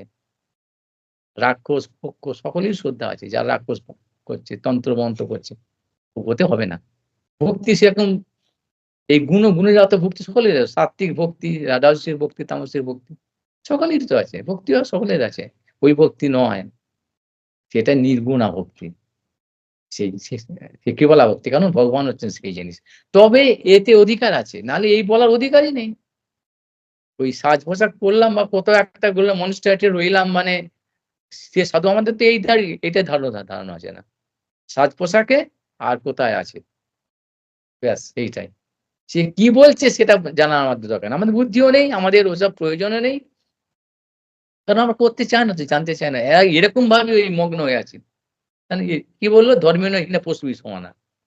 আসল ধর্ম যে সৎধর্ম কি, বেদ ধর্ম কি, নিত্য ধর্ম কি, এইসব বিচারগুলো জানি না। সবাইকে ওই করে গেল। লাফ দিয়ে ওখানে চলে গেল। আদৌ শ্রদ্ধাটাই ভালো না লাফিয়ে ওই ব্রজের মধ্যে চলে গেল। ব্রজপ্রেম। সবাই পেয়ে গেছে। সবাই গোপী হয়ে গেছে। তার মধ্যে আবার গোপী প্রেম। এই ব্যাপারটা এরকম না। যাক এইজন্যই এইগুলো এইটা খুব গুরুত্বপূর্ণ কথা। এইটা যদি রেখে দিই আমরা যে আত্মেন্দ্রিয়ের প্রীতি ইচ্ছা, তারে বলি কাম। কাম এই আর প্রেম হচ্ছে যে লোহা আর হেম জ্বলছে, লৌহ আর হেম জ্বলছে স্বরূপের। স্বরূপ লক্ষণটা আলাদা। দেখতে সেইজন্য ওই যে গোপীদের কথা যেসব রাসলীলা ইত্যাদি যেসব গুলো বলা আছে, সেসবগুলো তো এসবের জন্য নয়। কামের ও এই তটস্থ লক্ষণটা দেখতে বাইরে থেকে একই রকম তো। তার তার তারটা তারপর কয়েকটু ডিটেইল উদাহরণ দিলাম তো। সেই যখন এই মাতিল দল বলে না বললাম তো যে, "আরে মশাই ভগবান সৃষ্টি প্রলয় করে। তা তোমরাও তো করো। আমরাও তো করি। সবাই তো আমার ফ্যাক্টরিতে আমরা তো সব সৃষ্টি করি, উৎপাদন করি। অনেক ছাগলকে উৎপাদন করতে পারি আমরা। তৃতীয় সঙ্গে করতে আমরা বড় বড় ভগবান। আর ধ্বংস করি আমরা। করে দিচ্ছি। আর পালনও করছি বউ ছেলে তাহলে সৃষ্টি প্রলয় সব তো আমরা করছি। আমরা এরকম অনেক আঁতেল বলে শুনেছি। তা এরকম দর্শ লক্ষণে এরকম দেখতে একই রকম হতে পারে। কিন্তু ওদের সেই ধারণাটাই তো নেই। সৃষ্টি ওই যে বললাম সার্কেলটা যে ক্যাপিটাল পয়েন্টটা, সার্কেলটা একই রকম। ছোট বড় কিন্তু ওই পরিধিটা একটা আছে। পরিসীমাটা এ এইটার এর ওপারে। অর্থাৎ এই বুদ্ধিবৃত্তি ওপারে। এই বুদ্ধিবৃত্তির ওপারে এই যে কথাটা বলছি এই প্রেম। সেইজন্য এই উদাহরণগুলো বারবার বলা হচ্ছে যে উদ্ধব ইত্যাদি উদ্ধব, নারদ এনারা সেজন্য এটাকে প্রার্থনা করছেন তাদের জীবনের সর্বস্ব দিয়ে। যদি কখনো কোনো জন্মে একটু হয়। সেই বস্তুটা ভগবান দিতে এসেছেন। স্বয়ং নিজে আস্বাদন করছেন এবং জীবের পক্ষেও আমরা ধন্য করি এইজন্যে যে ওইটা যেটা বুদ্ধবাদী তারা প্রার্থনা করছেন কিন্তু এখনো পাচ্ছেন কিনা সেটার মধ্যে সন্দেহ আছে। সেটা আমাদের পক্ষে পাওয়া সম্ভব। যদি, যদি তার মানে এটা সবাই কি পেয়ে যাবে, সবাই পেয়ে যাচ্ছে এরকম নাকি? যদি তার প্রদর্শিত পথে আমরা চলি। মুখে বললাম এরকম সেটাই একটা মাত্র পথ হতে পারে। সে রূপ গোস্বামীকে দিয়ে আদৌ শ্রদ্ধা এই শ্লোকটা বারবার বলছি। ওখানে গিয়ে তারপরে তারা বুঝবেন যে ভাব কি বস্তু, রুচি কি বস্তু, নিষ্ঠা কাকে বলে, তারপরে প্রেম কি বস্তু, তারপরে অনুরাগ, স্নেহ, প্রণয়, মান, ভাব, অনুভব, বিবাদ সেই সেটাকে বলছে কাম। সেই প্রেমের চরম অবস্থাটা হচ্ছে কাম। সেই কামের কথা এখানে বলছি। সেই কাম গায়ত্রীর স্বরূপ কি হচ্ছেন ভগবান স্বরূপ। তিনি সেরকম ভাবে। এইখানে থেকে ওখানে এই কামের মধ্যে থেকে আত্মেন্দ্রিয় প্রীতিবাঞ্ছার মধ্যে থেকে কার্যকরণের মধ্যে থেকে তিনি টানাটানি করতে গেলে বিপদ ছাড়া কিছু নয়। ওই বিষ খাওয়ার মতো হবে আরকি। শিব ঠাকুরকে দিয়ে সেরম দিয়েছে উদাহরণটি। শিব ঠাকুর বিষকে তিনি নিয়ে এখানে রেখে দিয়েছেন। আর সমস্ত দেব, দানবরা, মানব সবাই তার গন্ধেতেই শেষ হয়ে যাচ্ছে। সবকিছু ধ্বংস হয়ে যাচ্ছিল। যাক এটা বলি কিরকম সেটা বলছি। কৃষ্ণ সুখের তাৎপর্য হয় প্রেমিত প্রবল। তার এক শুধু একটা এবার প্রমাণ দিচ্ছেন। কি না লোকধর্ম, বেদধর্ম, দেহ ধর্ম কর্ম, লজ্জা, ধৈর্য, দেহ সুখ, আত্মসুখ মর্ম। দুস্তজ আর্যপথ, নিজ পরিজন, স্বজনে করয় যত তারণ ভর্ষণ। সর্বত্যাগ করি করে কৃষ্ণের ভজন, কৃষ্ণ সুখ হেতু করে প্রেম সেবন। এই একটা একটা কথা মানে হৃদয়ে একদম পুরো হৃদয়স্পর্শী। এর ভাষা নেই। মানে পুরো অনুভবের। ইহাকে কহিয়ে কৃষ্ণের দৃঢ় অনুরাগ, স্বচ্ছ ধৌত বস্ত্রে যেন নাই কোনো দাগ। এরকম সাদা কাপড়ে কোনো দাগ নেই সেরকম ব্যাপার। এসব এবার তার লক্ষণটা দিচ্ছে। আমরা তো চেঁচাই, এই প্রেম, ওই গোপী প্রেম, গোপী প্রেম। কিরকম মানে পাগল তারা। এইটাই এটা শুনে কোনো ভজন সাধন করলো না। জানলই না কি বলে ভজন সৎসঙ্গ কি। চিৎকার করতে আরম্ভ করলো। সেই তার জন্যে বলছি কি না ২-১ টা লক্ষণ দিয়েছেন। কি না লোকধর্ম, উম বেদ ধর্ম, দেহ ধর্ম, কর্ম, লজ্জা, ধৈর্য, দেহসুখ, আত্মসুখ, মর্ম। দুস্তজ আর্যপথ, নিজ পরিজন, স্বজনে করয় যত তারণ ভর্ষণ। সর্বত্যাগ করি করে কৃষ্ণের ভজন, কৃষ্ণ সুখ হেতু করে প্রেম সেবা। এই কথাটা চিন্তা করো আস্তে, আস্তে। ব্যাস। সবাই বুঝতে পারছো লোকধর্ম বলতে কি ব্যাখ্যা অনেক আছে। কিছু তো বুঝা যাবে তো? এই লোকধর্ম অর্থাৎ সামাজিক যেসব রীতিনীতি আছে না? এইটা করলে ওইটা হয়, এই করলে লোকে নিন্দে করবে, এই নাহলে এইটা লোকধর্ম। একটুখানি মিনিং দিচ্ছি। বেদধর্ম কি? বেদে যা বলা হয়েছে। এইটা, এটা এরম করে করতে হয়, এরম নাক টিপতে হয়, এই জল ছড়াতে হয়, এই শিখে রাখতে হয়, এই বার বৃহস্পতিবার, এই শুক্রবার, এই বার এই করতে হয়, এই উপবাস, এই বার ব্রত। এসব জানি যে যে যে উপবাস, এই দান, যজ্ঞ, ত্যাগ ইত্যাদি এই সবগুলো বলছি এখানে হচ্ছে বেদধর্ম। যা সব বেদেই বলা আছে। এরকম ভাবে পূজা অর্চন যাবতীয় সবকিছু যত কিছু আছে বেদধর্ম। দেহ ধর্ম, দেহের ধর্ম। দেহের ধর্ম কি? খেতে হবে, শুতে হবে, ঘুমাতে হবে, বিশ্রাম করতে করতে হবে। সবকিছু আছে না? রেচন পদ্ধতি আছে, পাচন পদ্ধতি আছে। এগুলো ঠিক করতে হবে। এইসব কর্ম এর জন্যে যাবতীয় কাজ ইন্দ্রিয় দিয়ে পঞ্চ জ্ঞানেন্দ্রিয়, পঞ্চ কি কর্মেন্দ্রিয় দিয়ে যাবতীয়, যাবতীয় কাজ কর্ম যাবতীয় যেসব কাজ সেই করতে গেলে যেসব অনেক লজ্জা আছে না? লোকে কি বলবে? সাধারণভাবে একটা যদি কাপড় পরে যে মাথাটা ন্যাড়া করে দিতে বললেই তো এটা বেদধর্ম এই নিয়মটা। বাবারে! লোকে কি বলবে? বাড়িতে এসব করবে। এই এনে একটা উদাহরণ। আবার কেউ আবার লোককে দেখাবার জন্যে আগে ওই কাপড়টা পরে নেবে আর মাথা ন্যাড়া করে বড় একটা চিঠি রেখে দেবে। এরকমও আছে দুদিকে এইটা বা ওইটা। হয় কেউ লজ্জা পাচ্ছে, কেউ আবার ওটা মানে চিটিং বাজের জন্যে। এসবের জন্য লোক দেখাবার জন্য। এইসব আছে। তাহলে এইসব লজ্জা আর ধৈর্য, ধৈর্য লোকে কি বলছে তাই তো কিছু বুঝলাম না। এত কিছু করছি, এত বছর হয়ে গেল। জীবন শেষ হয়ে গেল, মরার সময় এলো। কিছুই তো বুঝলাম না হে প্রভু। কিছুই বুঝতেই পারলাম না। তুমি আছো কি নেই সেই সন্দেহ তো আমার গেল না। মাঝে, মাঝে এই ঢেউয়ের মতো হয়তো কবে আর হবে? হয়তো হলো না। আমার দুকুল গেল, একুল উকুল দুকুল গেল। কিছুই হলো না।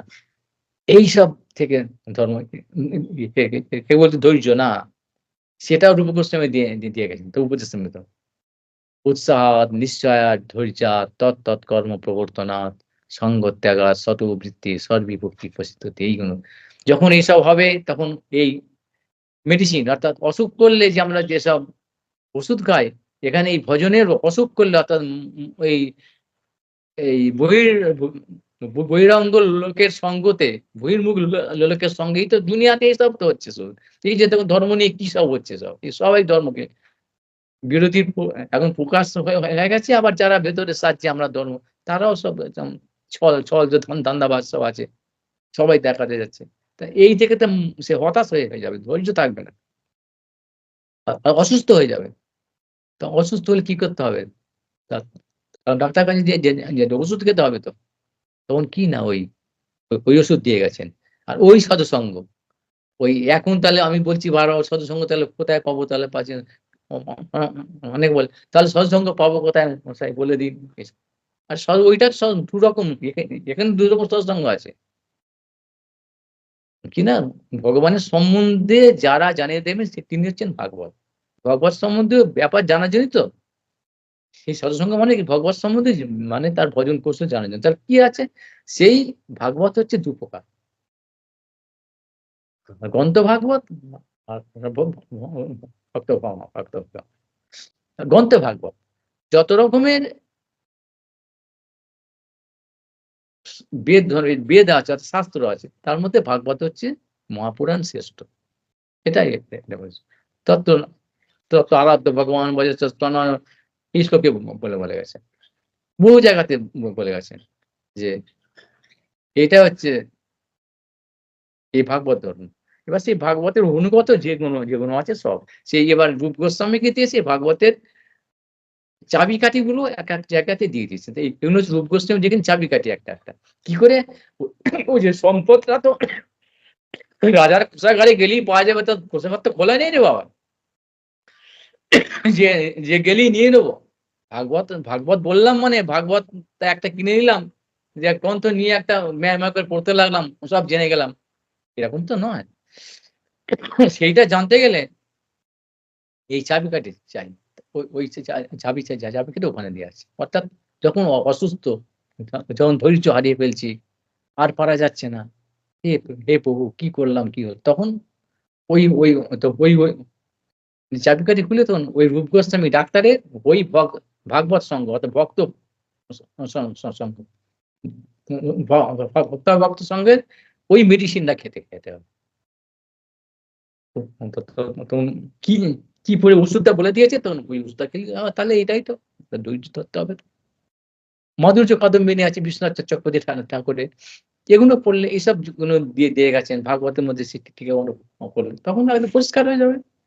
এইসব তো মানে এইটাকে উল্টে দিতে হবে। ওই যে বলে বিলক্ষণ, উল্টে দিতে হবে। বিষয়ে যে প্রীতি এবে আছয় আমার সেই মতো প্রীতি হোক চরণে তোমার। এই যে লোকধর্ম, বেদধর্ম, দেহধর্ম তাহলে এগুলো ছাড়া তো আমরা কর্ম ছাড়া থাকতে পারবো না। দেহ ধর্ম না করলে বাঁচতে পারবো না। কিন্তু ওইটাকে ঐরকম ট্রান্সফার করতে কি না কৃষ্ণের সুখ তাৎপর্য হয় প্রেম তো প্রবল। কামের তাৎপর্য নিজে সম্ভব কেবল যখনই নিজের দিকে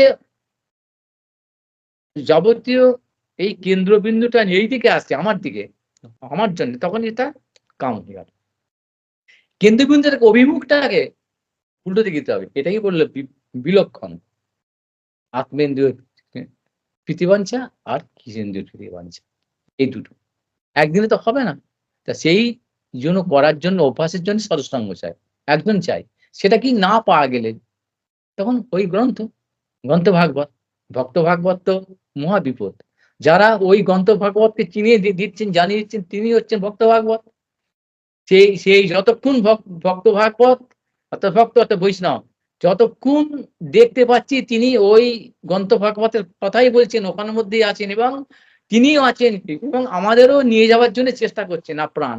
আর কিছু তার অন্য কোনো অভিলাষ নেই। অন্যায় হলে শুধু শুনলাম অনুকূল্য করতে যাচ্ছেন। ততক্ষণ জানতে হবে তিনি হচ্ছেন কি ভক্ত ভাগ। এই দুটো মিলে গেলে তো তার সোনায় সোহাগা হয়ে গেল। আর যতক্ষণ সেটা না যখনই দেখলাম কিছু অন্যরকম অন্যাবিলাস হচ্ছে এই ভক্ত ভাগবত যখন অন্য কোনো অন্য কিছু তার মধ্যে বাসনা আছে। একদিনে হয়তো বুঝতে পারলাম না। ১ বছরে বুঝতে পারলাম না। বহু বছর পরে হয়তো বুঝতে পারলাম। তখনই তাকে ছেড়ে দূরে চলে যেতে হবে। দূর থেকে প্রণাম করেছ না হলে বিপদ হয়ে যাবে। এইটার নাম হচ্ছে ভজনের অগ্রগতি। গতি। আমাদের পথ অনেক বড়।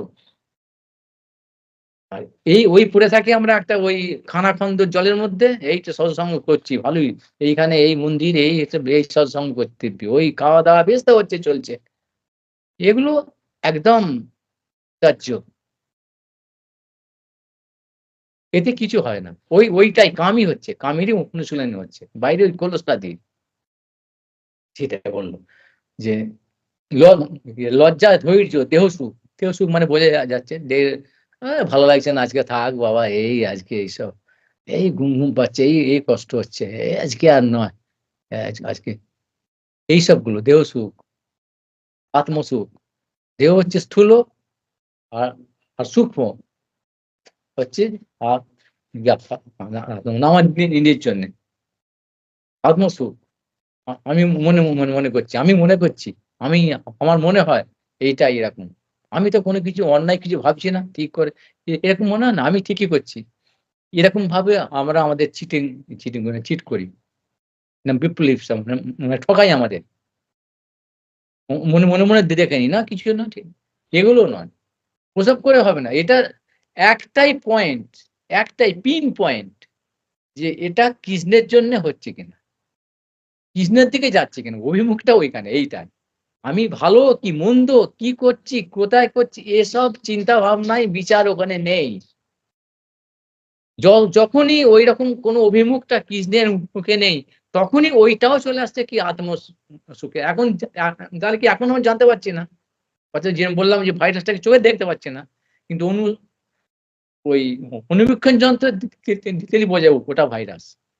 ওই যে ভালো লাগছে না, মন্দ লাগছে, এখন আমি তো কিছু খারাপ কিছু করছি না, দিব্যি আছি, ভালোই আছি। এটাও হচ্ছে ঐরকম, ওই এর মধ্যে দেহ সুখ, আত্মসুখ মর্ম। আত্মসুখেরই মর্ম হচ্ছে। এইটাই ভেবে। তো এখানে একটাই কথা, কি কৃষ্ণ সুখর তাৎপর্য। আনুকূল্য না কৃষ্ণানুকূল্যম। ব্যাস, আর দ্বিতীয় কোনো কথা নয়। এখন সবাই দেখো এইটাকে জন্য, এইটাকে ক্রস করার জন্য, এটাকে মারার জন্যে, মানে আটকে দিয়ে সব এই করতে হবে, তো এই পয়সা তো করি চাই তো, হ্যাঁ ভজন করতে হবে, মঠ মন্দির তো করতে হবে, এটা সেবা সেবার জন্য না না না কাজটা করতে, হোটেল কাজটা করতে হবে। সাধারণ কথা বাদ দিচ্ছি, যাদের সাধু বলে আমরা মনে করছি, আচার্য বড় বড় গুরু, তাদেরও এরকম করে তারা, এরা ভক্তিবন ঠাকুর বলে গেছে, এগুলো করছেন ওই আত্মেন্দ্রিয় প্রতিবাঞ্চার জন্যে, কাম চরিতার্থের জন্যে, সবকিছু। অথচ দেখছি না বড় সাধু মঠ মন্দির বানাচ্ছে, দাও বাবা পয়সা দাও, কোটি কোটি টাকা দাও, কোটি টাকা, কোটি টাকা, বিরাট কিছু করছি, বিরাট। এখন কি হচ্ছে ওখানে? এই যে গোপীরা ভগবান বা গোপীর কথা বাদ দাও, চৈতন্য মহাপ্রভুর ভক্তরা কি এরকম করে এসেছিলেন নাকি? পার্শ্বদরা করেছিলেন? তারা তো এসব ছেড়ে গেছিলেন। এখন ওইটাকে, যেটা ছেড়েছে সেটা কি নিয়ে, অর্থাৎ বিপর্যয় হয়ে গেছে, বিলক্ষণ হয়ে গেছে, উল্টো হয়ে গেছে। এখন তাদের তো সাপোর্ট করতে হবে। এই যে চোর ছাঁচুর গুলো তো, খুনি-টুনি, তারা কি করছে? না আমি ভালো, প্রমাণ করতে চাচ্ছে। এও ভালো, ও ভালো। এও প্রমাণ করছে। এখন এরকম অবস্থা হয়ে গেছে। চোর ছাঁচুর গুলো মরিয়া হয়েছে প্রমাণ করার জন্য। ওরা সাধু সেজে যাচ্ছে। ওরা বলছে চোর। ওরা চোর গুনেই বলছে। যে চোর ধরতে যাচ্ছে ও চোর করছে। এখন তো এরকম হচ্ছে তো। আরে তাহলে এদের কত বড় কষ্ট হচ্ছে, যে চোর নয়, চোর ধরতে যায়, চোরকে চিনিয়ে দিয়ে যাচ্ছে। এদের তার কত বড় এখন ফাইটটা দাঁড়িয়েছে একটা ব্যাপার। নির্লজ্জগুলো, এদের তো কোনো হারাবার ভয় নেই। এটা তো জেলখানাতে থাকার কথা। এদের চোর বলে ধরলেও তো এদের কোনো অসুবিধা, কিন্তু যিনি ধরতে যাচ্ছেন তাকে চোর বলছে, এটা তো তার কাছে আগে আত্মরক্ষাটা এত বড় কথা হয়ে গেল। তো এই হচ্ছে ব্যাপারগুলো। মানে সবসময় আমি এইটাই বলতে চাই, এদিক দিয়ে বোঝাতে চাই যে এই চোর ছাঁচোর জোচ্চোর লোফার লম্পট শুয়ারের জাতগুলো তো এগুলো তো নরকের কীট। তো তাই এদের কোন রকম ভাবে চুরি করে একটা পজিশন নিয়ে নিচ্ছে। কারণ ওদের যদি ধরে ফেলায়, সব নিয়ে হয়, ওদের পিটিয়ে ওদের পঙ্গু করে জেলখানা তো ছিল কাটা, ওদের হারাবার কি হয়? ওরা তো ওইরকম নরকের কীটই তো ওরা। ওদের তো হারাবার কিছু নেই। কিন্তু যারা ধরতে যাচ্ছেন, তাদের চিনিয়ে দিতে যাচ্ছেন, তাদের প্রতি ওইরকম অত্যাচার হচ্ছে, এই কলিযুগে এটা হচ্ছে। ওরাও হচ্ছে ওদের মতো চাচ্ছে, যেই এটা ধরতে যাচ্ছে, ওরাও মানে পুলিশ সব ওই চোরের মতো হয়ে তারাও এরকম এক হয়ে যাচ্ছে। এখানেও সেরকম ব্যাপারটা। এখন সাধুকে আর অ অসাধুকে, বৈষ্ণব অবৈষ্ণব কে চিনবে? চেনার কোথায় সুযোগ? এরা হচ্ছে ঠিক একই চিৎকার করছে যারা অবৈষ্ণব গুলো। এই সাধু, ওরা কি বলছে? ওসব বলার দরকার নেই। এসব করার দরকার নেই, এই করার দরকার নেই। এমন করে বলবে, এসব বার বত, এসব কিছু খাওয়া-দাওয়া কি হচ্ছে? খেলে কি হচ্ছে? এইসব এখানে এসে এই মহাপ্রভু গুরুদেব এই করেছিল, অমুক করেছিল, এমন করে উল্টো পাল্টা ভুজুং বাজা দিয়ে বলবে। সাধারণ মানুষ তারা ইনোসেন্ট, তারা হ্যাঁ এইটাই ঠিক, চাকচিক্য। লোহাটা কি সোনা বলে ভাববে। কারণ কি? এরা এই তটস্থ লক্ষণ আর সরলক্ষণ তো জানে না। মানে এক কথায় গেলে শাস্ত্র সিদ্ধান্ত তারা জানে না। তত্ত্ব সিদ্ধান্ত জানে না বলে তাদের এরকম এই কলিযুগে এর দুর্ভাগা। কিন্তু সেইজন্য তত্ত্ব সিদ্ধান্তটা শাস্ত্র সিদ্ধান্তটাই একমাত্র পথ, বাঁচার পথ। যদি আমরা বাঁচতে চাই। এই যে এটা বলে সিদ্ধান্ত বলিয়া চিত্তে না করো অলস। যাহা হইতে কৃষ্ণে লাগে সুদৃঢ় মানস। এমনি, এমনি হবে না বাবা। তত্ত্ব সিদ্ধান্ত না জানলে হবে না। আবার কি করে হবে? সেই সিদ্ধান্ত কোথায় জানবো? না চৈতন্যের ভক্তগণের নিত্য কর সঙ্গ। তবে তো জানিবে তুমি সিদ্ধান্ত সমুদ্র তরঙ্গ। এই সিদ্ধান্তটা সমুদ্রের মতো, একটা নয়। জেনে গেলাম। সিদ্ধান্তগুলো একটাই তো। কি হরিনাম করো, একটাই। তাহলে ওই সিদ্ধান্ত সমুদ্র তরঙ্গ কেন বলল আবার? সিদ্ধান্ত একটা, হরিনাম করো, হরিনাম করো বল। আরে সিদ্ধান্ত ওইটাই তো। প্রমাণ আর প্রমেয়। প্রমাণ কত চাই? এক। একটা বেদ, শাস্ত্র ওইটাই। কিন্তু হরিনাম করে। কিন্তু ওকে প্রতিষ্ঠিত করতে গেলে সব শাস্ত্র চাই। সব জানতে হবে। এই সেটা হলো সিদ্ধান্ত তরঙ্গ, সমুদ্র তরঙ্গ। সমুদ্রের তরঙ্গ যেরকম ভাবে শেষ নেই, এই সিদ্ধান্তের তরঙ্গ সেরকম ভাবে শেষ নেই। সব ক্ষেত্রে। সেই সিদ্ধান্ত না জানলে প্রতি পদক্ষেপে এগুলো। যাক, এটা আমি একটুখানি করলাম। কি বলে? ওটাকে শুধু মানে ওই ওয়ার্ড মিনিং অর্থাৎ কি মানে এ স স কি যে শব্দ অর্থটা শব্দার্থটা মাত্র বললাম। এটা তোমরা পড়াশোনা করে একটু চিন্তা করে দেখো। যদি জানতে চাও, যদি নিজেকে পড়তে হবে, সময় দিতে হবে। একটু শুনলাম বসে, তাও শোনার তো লোক নেই। যা শুনলাম এ এরকম করে হবে না। এই নিয়ে ভাবতে হবে সবসময়। এইগুলো প্রত্যেকটা জিনিস এই একটা যে পড়লে একটা পয়েন্ট নিয়ে অনেক কিছু হয়ে যাবে। ওটা কিরকম কাজ? এটা নিয়ে সব আজকাল না এই একটা পয়েন্ট নিয়ে ইউটিউব এ ছেড়ে দিচ্ছে কত বড় সব মানুষ দেখছে। যাই হোক, পরবর্তীকালে আবার ১.৫ ঘন্টা হয়ে গেল তো। এটা নিয়ে যদি কিছু বলার থাকে তো কিছু বলার হয়তো হলো। ভগবান যদি দেন বলব, নাহলে আপনাকে বলব। মোটামুটি একটা জায়গাতে পেলাম যে তৃতীয় ইচ্ছাটা কি? কেন চৈতন্য মহাপ্রভু কৃষ্ণ হলেন কেন ৩ টি ইচ্ছার মধ্যে? এইটা এটা বলতে গিয়ে যে দেখো কত এগুলো কেন এইটা বোঝাতেই এগুলো তো বলাবার তো দরকার নেই। শুধু আমরা ভুল বুঝবো, আমাদের সে অধিকার নেই বলে আমরা ওই কামকে প্রেম বলবো। বলছে তো তাই। আর প্রেমকে কাম বলে কত বড় নিকৃষ্ট এরা! কত বড় এটা! এই অপরাধ থেকে বাঁচাবার জন্যে। আগে অপরাধ থেকে বাঁচাও, তারপরে তুমি ওখানে যাবে রে বাবা। প্রেম পাবে। কি কৃষ্ণ প্রেম। তোমার মধ্যে যে অসভ্যতা আছে, তুমি তো একদম ধ্বংস হয়ে যাবে। আগে তো ডিফেন্স, তারপরে তো নিজেকে রক্ষা করো আগে। নিজেই তো পড়ে মরে আছে, তাও তারাকে এই প্রচার কি অপপ্রচার করে তারা কি উদ্ধার করবে কি জীবকে? সব ভাবছিস সব উদ্ধার হয়ে গেছে। ওই কাপড়টা নিয়ে নিয়েছে আর দীক্ষা নিয়েছে ব্যাস। সব গোছানো হয়ে গেছে। তো বুঝতে কি এই লক্ষণ নাকি? এইজন্যই সেটা থেকে সাবধানের জন্যই বারবার করে এসব খুব গুরুত্বপূর্ণ, খুব ভারী এসব পয়েন্ট গুলো। বাবা সাবধান, খুব, খুব সাবধান, খবরদার। এরম যে পড়তে যাচ্ছ মহাপ্রভু সম্বন্ধে জানতে যাচ্ছ, এরম গোপীদের কথা বলতে যাচ্ছ, দেখো কি বস্তু তারা। অক্রূর, উদ্ধব এরাও কোথাকার? আর ব্রজের প্রেম কোথাকার? ব্রজের মধ্যে আবার গোপী, তাদের মধ্যে আবার রাধারানী, রাধে করছো। কিরম বস্তু? আর সেই রাধা তত্ত্ব আগেই বলে তিনি শক্তিমত রাবেদ। তিনি ভগবান। পার্থক্য নেই। শক্তির সঙ্গে শক্তিমানের পার্থক্য নেই। অনেক কথা বলার পরে এখানে আসছে। সেই তার সম্বন্ধে বলতে যাচ্ছ কথা। বাবা খুব সাবধান। ওই ওই অধিকার নিয়ে আগাও। যার জন্যে এইসব গোপীর কথা না বললে মহাপ্রভুর কথা হবেই না, জানা যাবে না। তার গুরু রহস্যটা। আর যারা কিছুই জানে না তারা শুধু নির্মল ভাবে যদি সেরকম ভাব তাদের অনেক নিবৃত্তিটা হবে। কিন্তু এই যে প্রেম মহাপ্রভু কৃষ্ণ প্রেম, এটা পেতে গেলে এই সিদ্ধান্ত তরঙ্গ উত্তীর্ণ হতেই হবে, না হলে অসম্ভব। এটা না যে যদিও বদমাইশি যারা করে না অনেক আছে। বদমাইশি করে না, এসব কিছু নেই, বুঝতে পারছে কান্নাকাটি ভগবানের জন্য চাচ্ছে। ওসব যা বা করতো আগে ছেড়ে দিয়ে দিয়েছে। গিয়ে হরিনাম গেছে আছে, কিন্তু হবে না তো। হবে ওতে অনর্থের নিমিত্তে কিছু স্বীকৃতি হবে, ইত্যাদি পর্যন্ত হবে। কিন্তু এই জিনিস বুঝতে পারবে না। এই সাধুসঙ্গ ছাড়া বা চৈতন্য মহাপ্রভুর ভক্তগণের একান্ত ভক্তের সঙ্গে একান্ত সঙ্গ ছাড়া এই অসম্ভব। অসম্ভব একেবারে। এই আটকানা আছে, দারুণভাবে লক করা আছে। মাঝে, মাঝে এইসব লকগুলোও দিয়ে গেছেন। লকও দিয়ে গেছেন রূপ গোস্বামী, তাও তো বললাম তো। রূপ গোস্বামী, রূপ সনাতন গীতা, বিশ্বাস চক্রবর্তী ঠাকুর লকও দিয়ে আছে, কিন্তু তার কোড নাম্বার, জানো তো? কোড তোমাদের আছে না? কোড দাও। এসব পাসওয়ার্ড যাকে বলো, পাসওয়ার্ড আছে না? সে পাসওয়ার্ড আছে। এখানে অ্যাক্সেস নেই, ওখান থেকে নিয়েছে। সেগুলো ভজন সাধনের দ্বারা আস্তে, আস্তে বার হলে তবে বেরোবে।